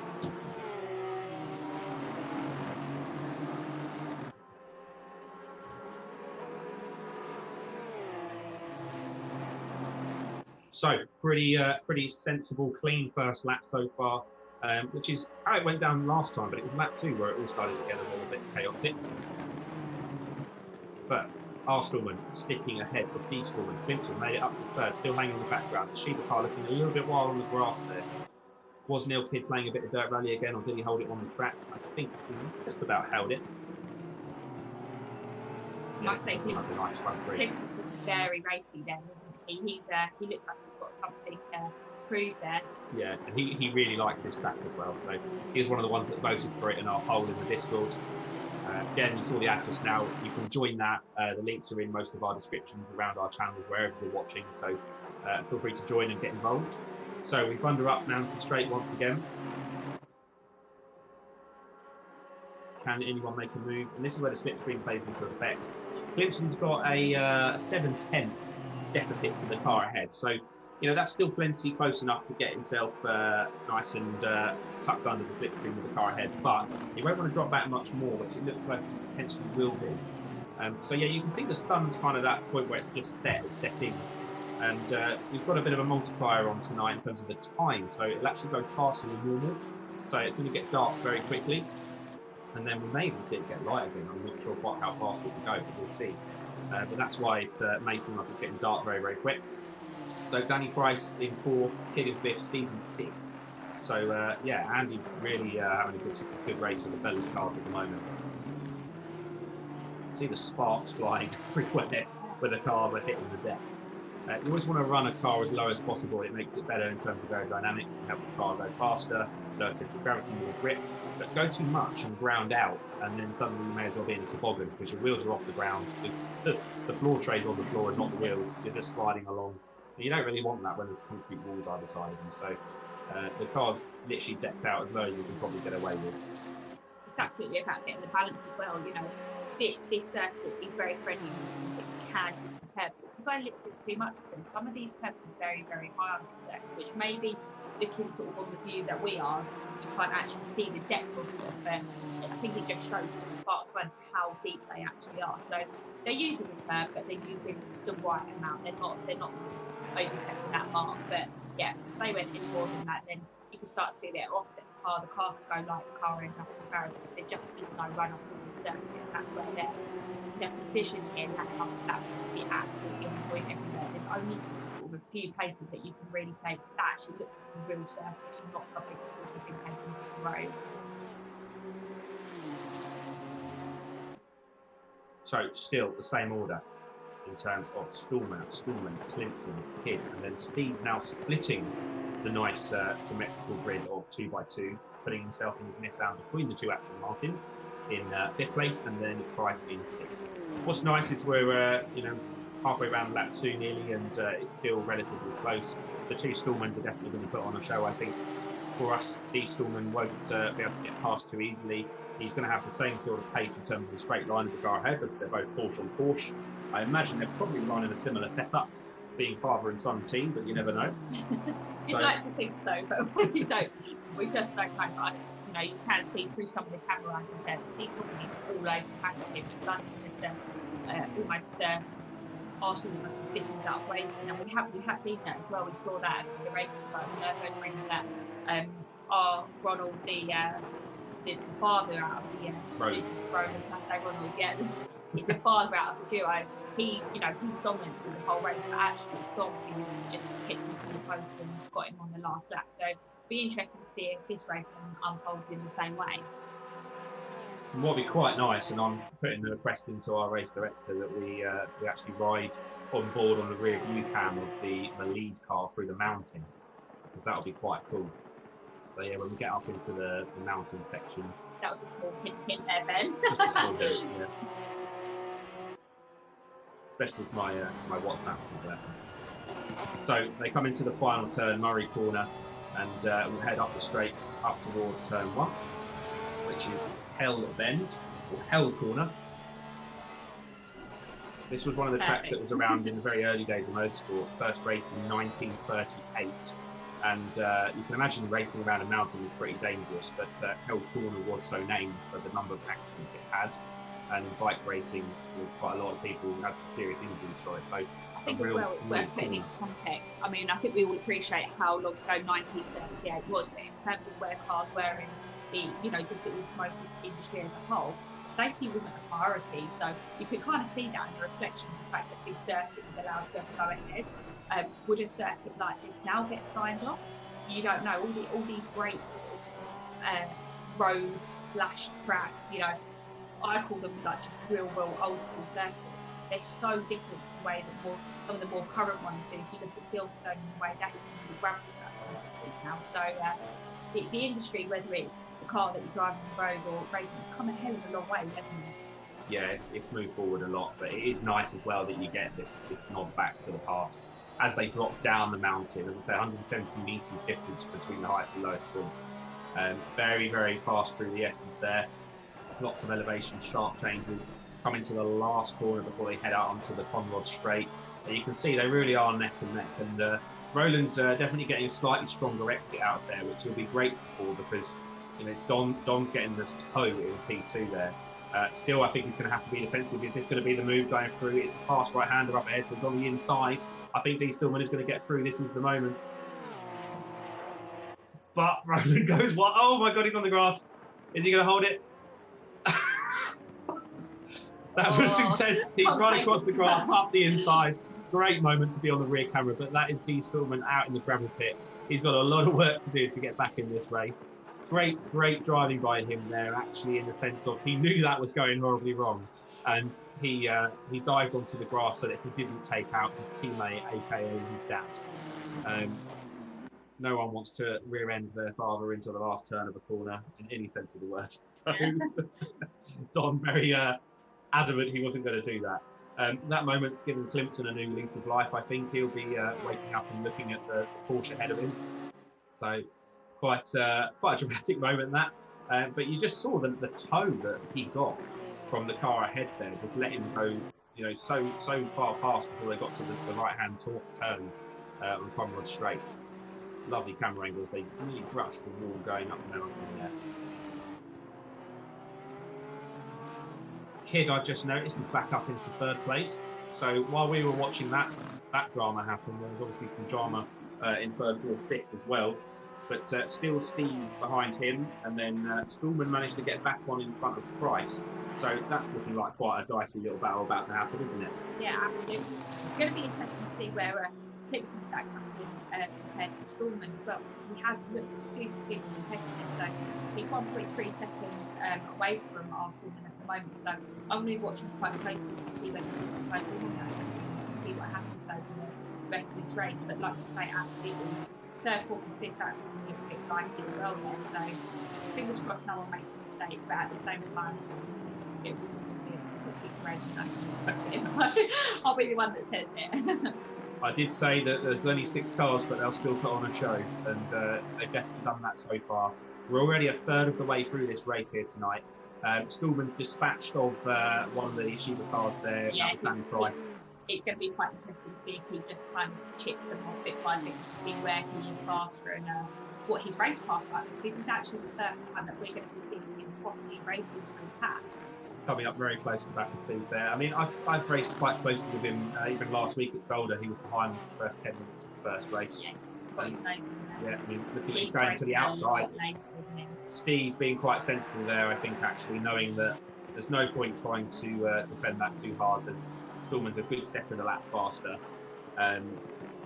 Very clever driving, really, because if Steve's fought that too hard, then he could find himself back in the clutches of Danny Price in another position lower. So you can see he's only 4.6 seconds back there as Danny runs out onto the grass.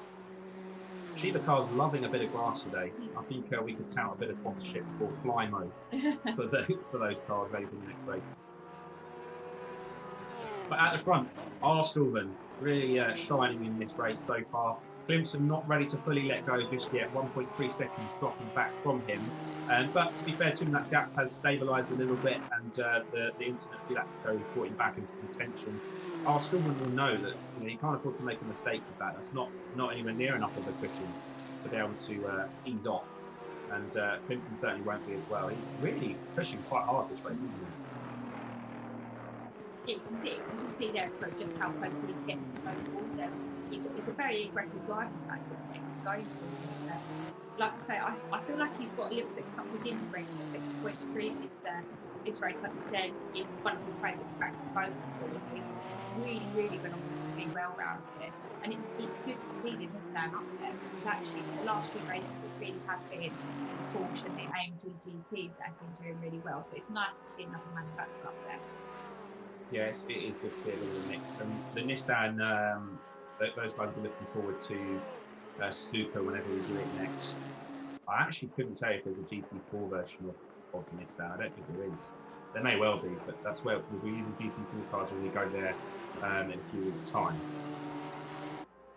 And don't forget, we have our charity race coming up next week, so feel free to get involved with that. Check out the website, InGearMotorsport.com. There's a link up to let you register for that race and join in. There's also donation links and stuff as well.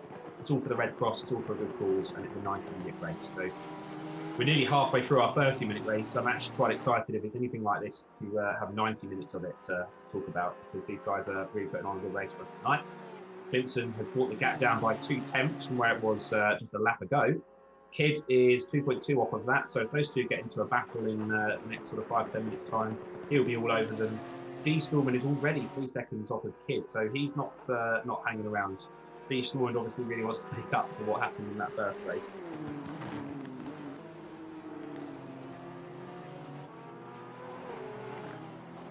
But yeah, again, if you're watching in chat, let us know what you think. Comment, want to shout out, anything at all. We'll do our best to do it. We can see it all as we're in here. And camera angles tonight coming to you from Ben Meikle in Race Control. Big shout out to Ben. I think we probably should take a moment just to acknowledge Ben, as much as we're giving some stick. Setting up all of the screen, making sure it's running across the channels, keeping an eye on what's going on. He's also race director. If somebody misbehaves too much, then he can issue drive-through penalties. So it's always worth being nice to Ben anyway, isn't it? Absolutely. I think it's worth mentioning that, but you guys run with the safety rating, don't you? So if you are a competitive esports driver out there and you do want to join in, I think it's worth sort of reassuring that all these guys that are racing today, they've done a hell of a lot of time on this game. They're all sensible. As much as they're out there to win, you know, this isn't about trying to upset anyone or, you know, hit someone off. That's not how it works here. And I think it's something that you guys are pretty strict on, aren't you? Yeah, that's it. It is for fun. But yeah, if somebody starts causing too many crashes or, you know, problems, not obeying the rules, then we can just kick them out, and you know, we will do that because it is just meant to be a bit of fun. So not something we've had to do very often. I mean, mostly it's just things like, as well, if somebody has a high ping, their internet connection essentially isn't very good. That can cause problems. We actually had an issue with Steve's a little while ago, and he stopped racing for a few races because his internet was so bad. But his car essentially started teleporting over the track. That's what happens. So you're driving along minding your own business, and then you get a face full of Nissan swipe into you, and then it's gone again through no fault of his own. It's just his internet. So those are all the sorts of things that you have to monitor that perhaps are different to real world racing. Now, as we're talking to you, Clemson still hanging around that 1.2, 1.4 second mark. He looks a bit closer than the time screen suggests. Yeah, it's just updated. Yeah. It's gone 2 steps closer. Good. So still keeping R. Stallman honest at the front. Kid's now got a rear ring full of D. Stallman. Maybe another good opportunity for a rear. Oh, as he batters off the wall. A very good tactic here by D. Stallman. He's all in those mirrors. He is making sure that car is as wide as it can be. It's been seeing both mirrors the whole time. And that's distracting because you guys, your view, especially I think with Neil running VR. Yeah, Neil's in VR, yeah. Yeah, so he'll be seeing that. You know, it's as if he's in the real car. He'll be absolutely seeing that. All he can see is D. Stallman there. Yeah, a full rear view of D. Stallman at the moment. Both of those headlights of that Porsche will be right his rear view. As they get very close into the final corner, that's going to give D. Stallman a lovely tow. And it's exactly where we were as a camera's point of view just a few laps ago, when this guy in front of us, or behind us as we're looking, ends up in the gravel. So can he make it stick a bit cleaner this time? He's probably going to have a look. I'll be amazed if he doesn't. But interesting though, actually, he didn't get as much of a run as I thought he would. Now I said it. Looking to the inside, but still not quite enough to make it stick.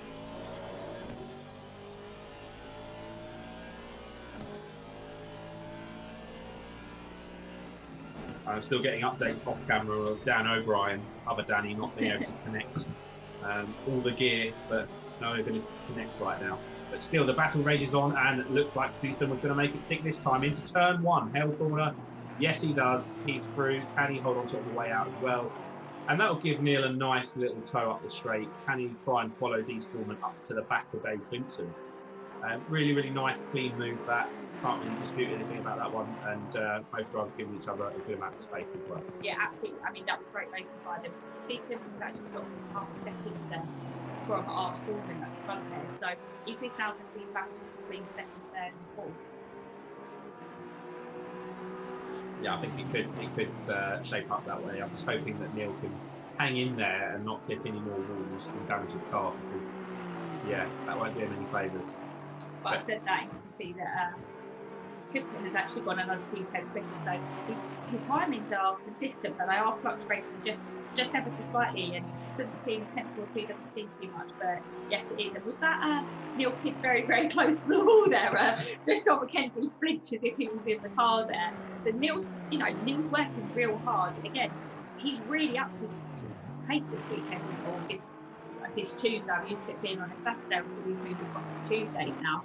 But he's really, really pushing, because he knows absolutely that he can stay at least within sort of a sight of that horse, that will drag him up into second position, and you know, he could be in for a podium if something happens to the cars to come. Yeah, he's right in striking distance, isn't he, to pick up any pieces.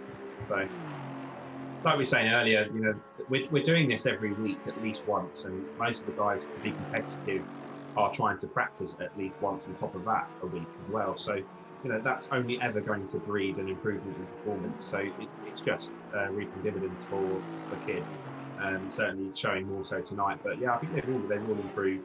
You know, I know as well, just getting used to the game. real world experience is one thing, but you have to spend time in these games. That's something I've noticed.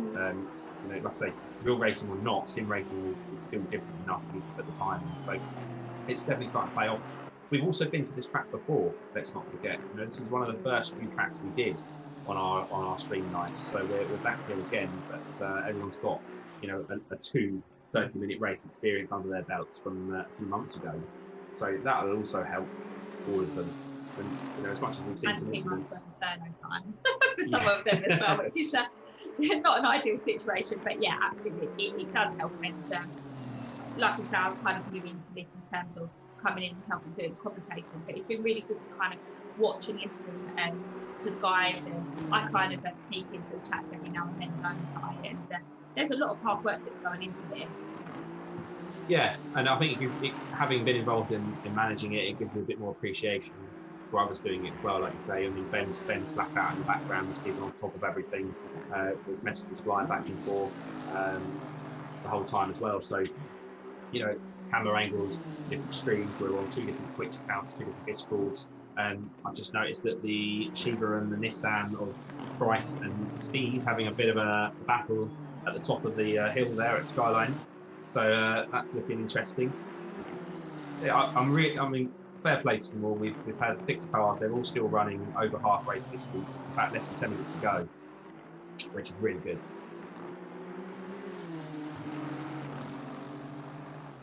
R. Stallman's definitely just getting that little bit of an edge now, though, on Vincent. That's actually for Lambert, so that's quite a big gap that's been established there. D. Stallman is also on the back of Vincent, so yeah, this is what I was wanting to see, and here we are. Normal order is about to be resumed, I think. Yeah. We thought we might have had a Stallman not 1-2 for once, but it looks like it is going to be a Stallman 1-2 once again. But I shouldn't count the chickens just yet. We'll see. So coming to turn 1, he made a move here, a few laps ago on Kidd. Kidd's dropped back by 3 seconds from the pair. Clemson getting a little bit tail happy on the exit. That's going to give Stallman a good run. Clemson moving to the side, and I think Stallman's pretty much going to breeze past. It's such a long straight, say it's nearly 2 kilometres, so getting a bad exit out of turn 1, you just watch your lap time delta drop and drop and drop. And D. Stallman through into 2nd place then. The question is, as he goes very wide and Clemson has a look on the outside, is Clemson not ready to hand the space? He's not. D. Stallman went in a bit deep, Clemson back out in front. And this will be hurting D. Stallman's chances of getting back into the race winning contention. Yeah, absolutely. You can already see there the gap between Arsenal and Clemson. That was 2 seconds. Just by that kind of move in the last 2 corners, that's already gone down to 4-second gap. So this is good news for Arsenal, really, isn't it? Yeah, and as I say, it's definitely been 2 or 3-0 to D. Stallman over the last, 5 or 6 races. So Arsenal will be quite happy to get his name back on the top. Show his son how it's done. Clemson there, just through those last couple of corners, he's driving very, very competitively. So, that's great. Is he going to be able to withstand that driving for the last 7 minutes of the race? That'll be interesting to see. Yeah, it's an interesting time in the race now, and I think Clemson knows as well. If he lets D. Stallman pass, there's a good chance, given the rate he just appeared on his bumper, that he's probably not going to hang on to him. So, there's an argument to say, yes, I want to keep this car behind me now with 7 minutes to go, but at the same point, that could bring Kidd back into it, and even Steve's like we saw earlier. So yeah, making D. Stallman go very wide there and try and take the wide approach.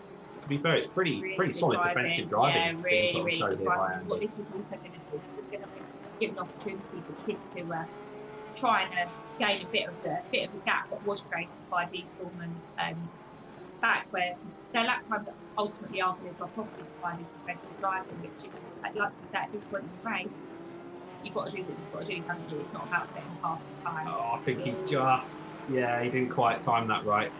I think he had a good idea there. He was trying to hold him up sort of in the middle of the corner and not let Stallman get the run on him, but he just mistimed it. I think he probably didn't realise how far back Stallman was. It's a good tactic usually. If you stop the car on the apex of the corner, then the car behind has nowhere to go, so it also has to pretty much stop.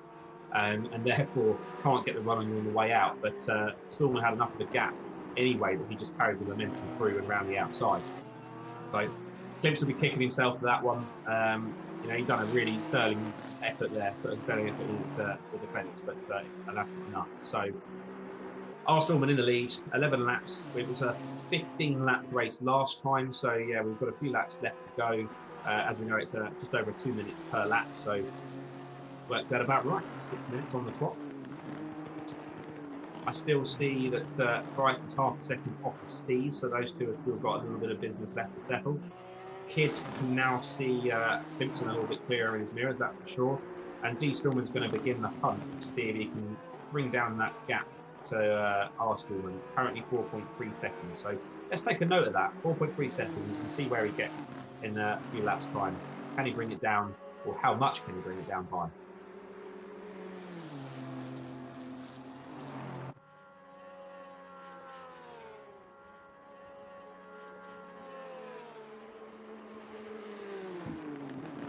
You can actually see the gap starting to shorten between Kidd and Clinton as well. Oh, he's gone again. He's gone again now. Is that because he was pushing so hard and the tyres had gone off?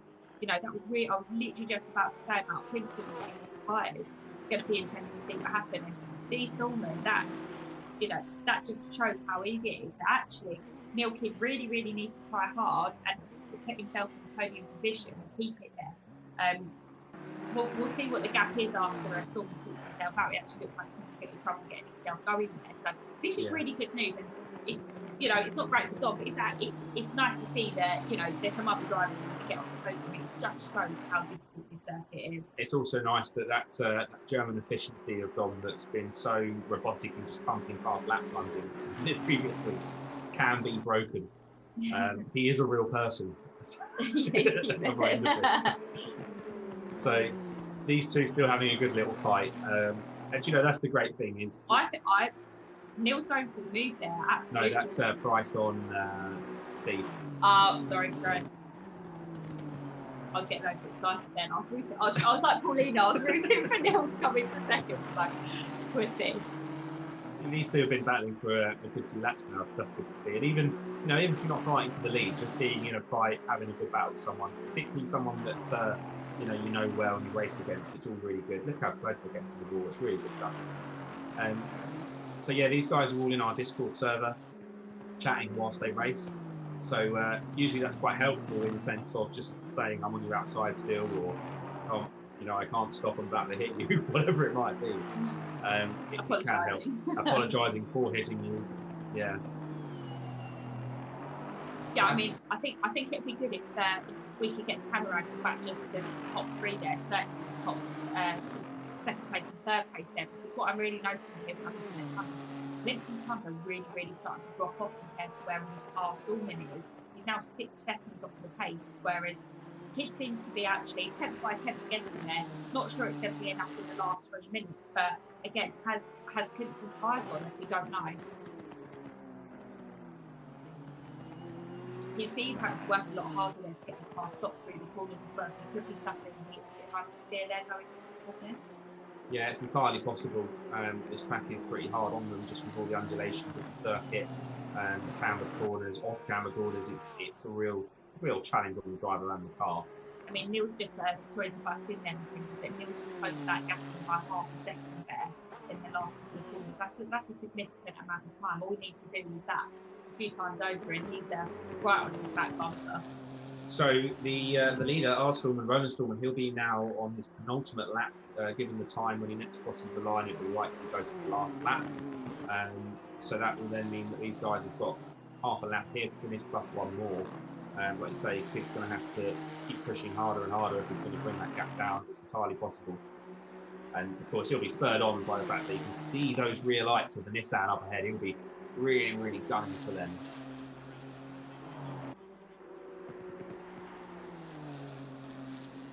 I must say it's been a great race so far, hasn't it? There's a lot of action the whole way throughout as well, not just the top end or the bottom end. It's the whole way through, which is great. It looks like D. Stallman did get going again. He's sitting around 14 seconds off the speed, so he must have got going again, but I think he'll know that that's game over for him now.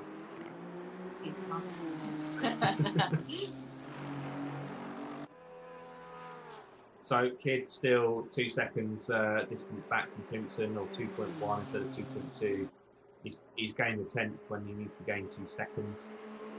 One more lap. I don't know if he's going to do it unless Clemson has some kind of issue. He'll be hoping so. Clemson will be hoping not. Pauline will also be Pauline will be hoping hoping so. It'd be great to see if we could get right, man. Leader is on the final lap. Give it all you can. Around and not spraying champagne for the point. Is that his first podium about this? No, he actually came second at Monza once everyone else had finished crashing. That was pre-me coming into this, so yeah. it doesn't count. And to be fair to him, I think he's almost always top 5, top 6. Oh, he's always at the sharp end, absolutely. And it's mostly just for keeping his nose clean. A lot of the time, he just gets through the race without having too many incidents. So the first race was really unfortunate. But yeah, this is the track where it happens. So you're watching the race leader then now on his final lap of the race, R. Stallman, as he begins to climb the mountain for the final time at the Mount Panorama circuit tonight. A pretty faultless drive for him, actually. Started on pole, had a bit of pressure at the start, nearly got taken out by his teammate and son, but he's been pretty consistent and dominant the whole way through. Yeah, absolutely. Fantastic drive from him there. You know, perfect really, isn't it? Qualified pole. Lights the flag in the lead, not too much drama. Just got on with it, hasn't he? At a track where it's really hard to do that as well. You know, he's had to dictate his own pace the whole time. You know, there's a good chance, again, we spoke a bit about racecraft, there's a good chance that he was just managing the gap to Clemson, you could say, because you know, we know he had near pace to go a bit quicker if his qualifying time said anything. He kept that gap pretty solid at sort of between 1 and 2 seconds. And you don't want to overdrive at this pace. There's no point trying to eke it out to 2, 3, 4 seconds if you don't need to. And we saw, you know, Dominic Stallman trying to catch up. That really cost him, just pushing that bit too hard. It actually caused 2 big mistakes. The second one pretty much put him out of any sort of top 3 finish. So round the final bend, for the last time, comes R. Stallman. Through a Murray corner, accelerates away towards the flag. The leader has finished the race. And he finishes the race as the smoke and fireworks will go off in the background. Fantastic drive by Clemson, coming in second. Well done, Andy. That was a really, really solid result. And Kidd redeeming himself, you could say, from race 1, getting into the podium. And look at that.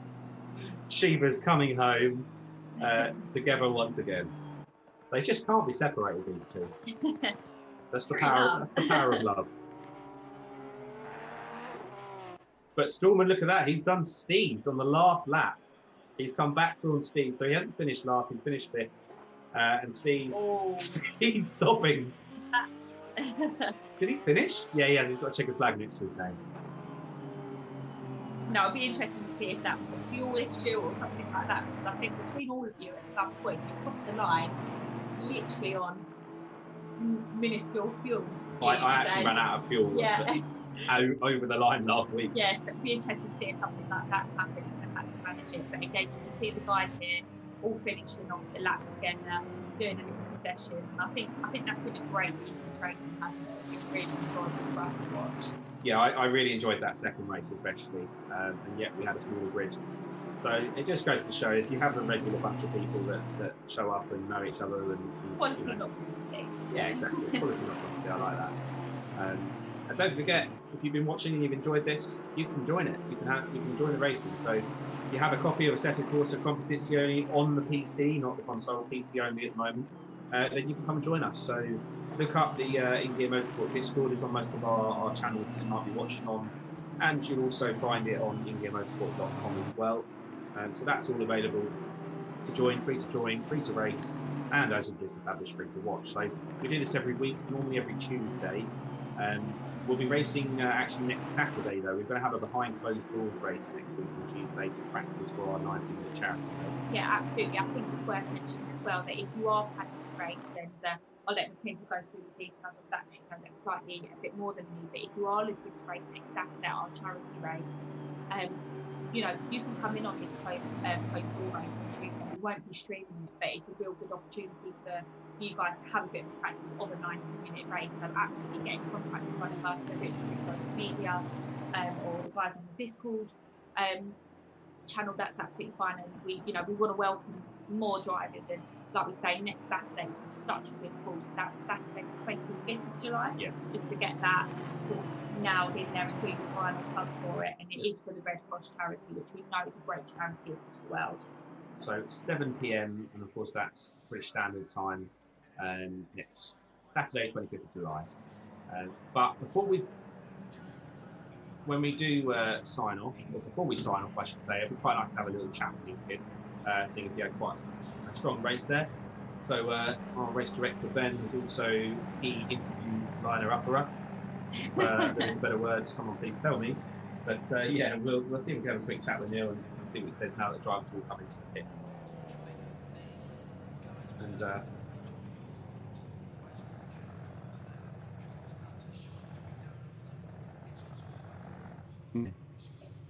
so I think I just heard Neil's joined us. Hello? Fresh off of VR and they get moved? bothered, I'm sure. Yes. Hello, Neil. You're in the stream. How's it going? I can hear Benny. Hang on. Hang on. How's that? Can you hear me now? There we go. I can hear you now. There we go. So how was how's the race? That looked like a good one for you. Well, got absolutely dusted on the start with the GTR. The 40 start with this car is ridiculous. You're not even in the rev range, not even on boost, so you just get left standing. That let Andy out in front. He pretty much stayed. I clawed him back a couple of times, but Neil, you've done really, really well, but you just start with all the negatives to start off with. That's what to improve with next He time. lives right in the north of Scotland, where it's cold. And grey. Everything's grey. But yeah, no, it looked like quite a good race. And you and Danny finishing right next to each other again, it turns out, even after all the action that went on. What happened to one of the Stillmans there was ahead and then spun out on the second to last corner? Yeah, he braked on the grass a little bit and went flying up the inside of our Stillman, nearly collected him, made his way back. I think he got back to just a second or less off of you, and then had another incident again. Oh no! But cool. Well, final thing there. How was how did you find Bathurst, having been there before and back tonight? It's not an easy track, is it? No, I've driven it in the 911 before, and it's a lot easier in the 911. The uphill and the downhill section, just being able to change the direction of the car with the rear engine is so much easier. The Aston is a little bit of a pig, especially on the uphill. Find it difficult to get full throttle on any of it, so you're either upshifting early or lifting off, and it's just not quite able to keep the pace on the uphill. Downhill, though, brakes are amazing. On the S's, I was collecting so much time on Andy, just being able to brake very little, but very hard. Yeah, we thought you might have actually managed to reel him in at the end, but yeah, I think just kind of run out of time. There's probably about 2-3 tenths a lap you were gaining on him. Yeah, I could slowly get up on him, but then I would just mess up one corner, and that's enough to put back basically what I'd gained. So just not enough time. I think given more time, it would have been okay, but. Yeah, another podium, mate, and we were just saying that will bode well for when we start actually, putting a championship together in a few weeks' time. Points on the board, mate. Points on the board. Sheba Garage. Cool, and yeah, Paulina was cheering you on the whole way through as well. So good. Right, well, we'll let you go and cool off and chat with everyone. I'll come catch up with you in a minute. All right, see you. Cheers, mate. Yeah. Okay, well, that was it for another night's racing. How'd you find it? That really, really good. I think a bit more action than what there was last week. I think maybe people are starting to find their feet a bit more. This circuit definitely kind of put the fire up everyone a little bit, and I don't know whether that's because of what we know is going on next week and everyone's feeling a little bit more competitive at the moment. But yeah, no, really enjoyable race from my behalf. I think. What about yourself? What did you think? Yeah, really enjoyed it. Race 2 was fantastic. Like I say, even with the smaller grid, they managed to put on some pretty close racing, lots of action. But still lots of clean overtakes and stuff as well. So really good stuff.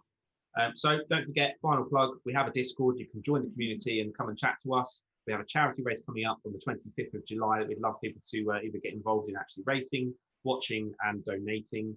The donation link is on around our different channels, but if you don't have it, it's bit.ly/IGM Red Cross. And of course it is to support the Red Cross. So that's bit.ly spelled LY / Yeah, InGear we'll red make cloth. sure we put that link in the comments as well, because like we said, we really appreciate it. We kind of want to give back after what's happened over the last 3-4 months. So yeah, it's a good way to do it. It's a fun way to do it on a Saturday evening.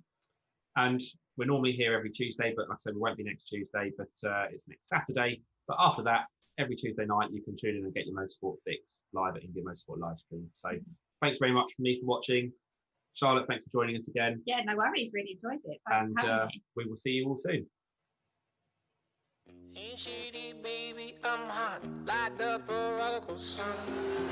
There we go, green lights, and we're off once again. And a rocking grip, with another left hand, what is right and self, Schwartz is gone.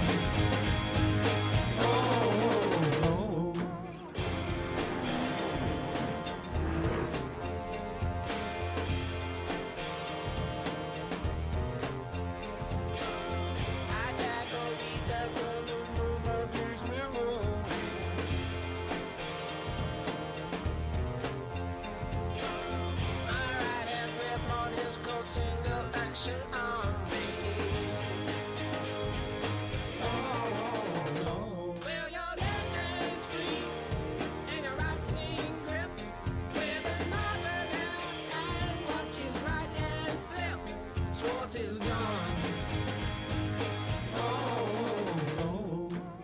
N-E-O-O-M-G-G whiz girl, you're the one for me.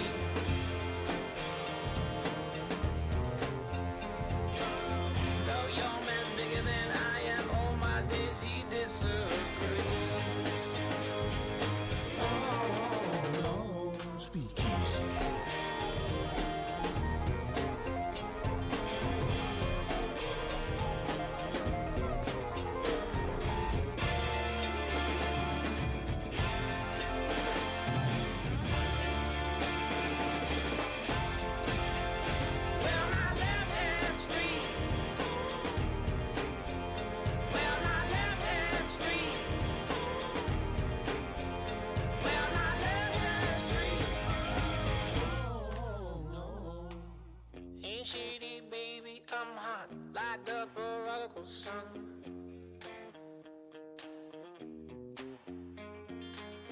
Pick up back the leany, meeny, miny, mo, and flower. You're the chosen one.